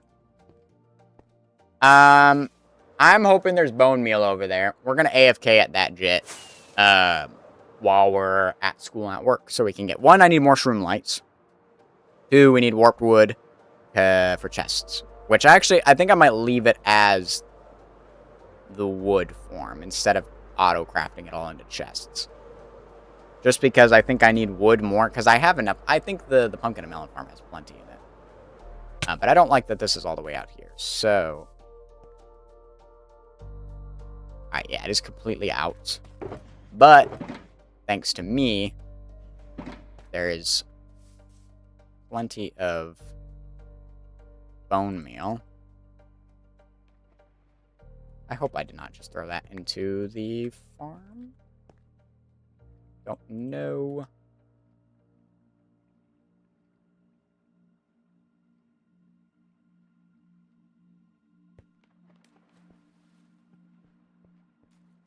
Right, my inventory is full. That was the problem.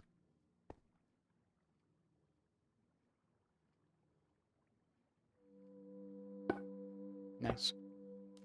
Nice. Can I...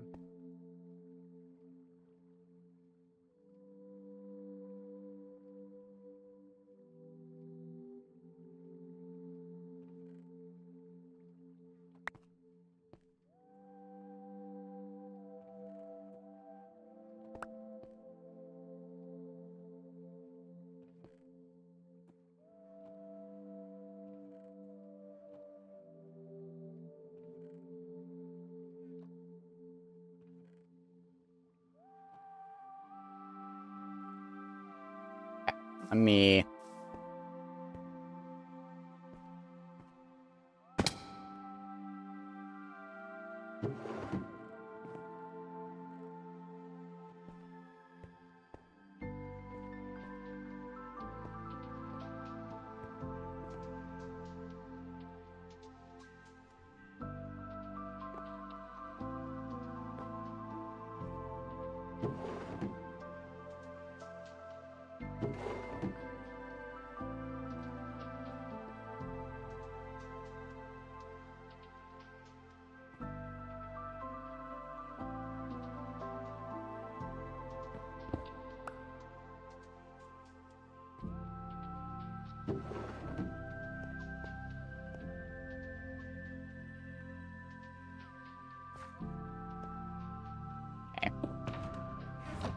Yeah, this is why I need to build a new one of these that automatically can swap between chest crafter mode and not chest crafter mode. I have no idea where all that bone meal went. Maybe it didn't end up falling. Maybe that was the only ones that fell in the system, but obviously that's not good.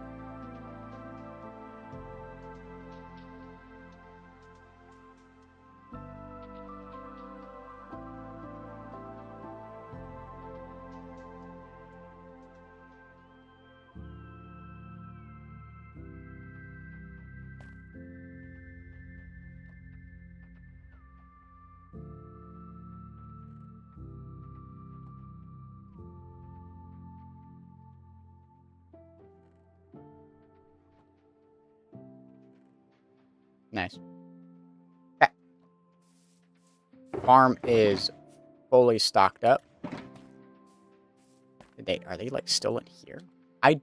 I'm worried because I know bone meal and bones went into the system. I just don't know where they went.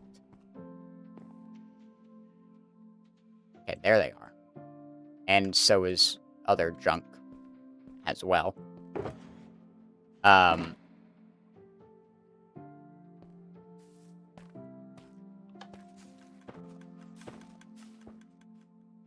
Just want to make sure it works before I log out. Or, not log out, but before I tab out.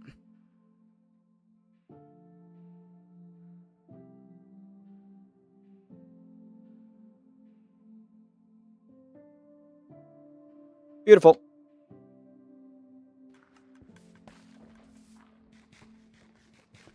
The good news is I have a ton of projects. Right, and that should, yeah, perfect, be producing wood for us. And then, of course, all the other stuff. All right. And then, as I always like to do, frame it up. All right, that's going to be it for today's stream. Let's see who we can raid out to. I've never been live at this time, so let's see. Who is alive? Only Shadowstone?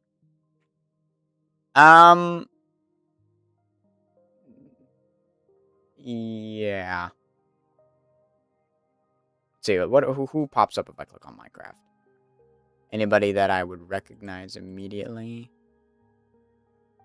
That we would want to raid?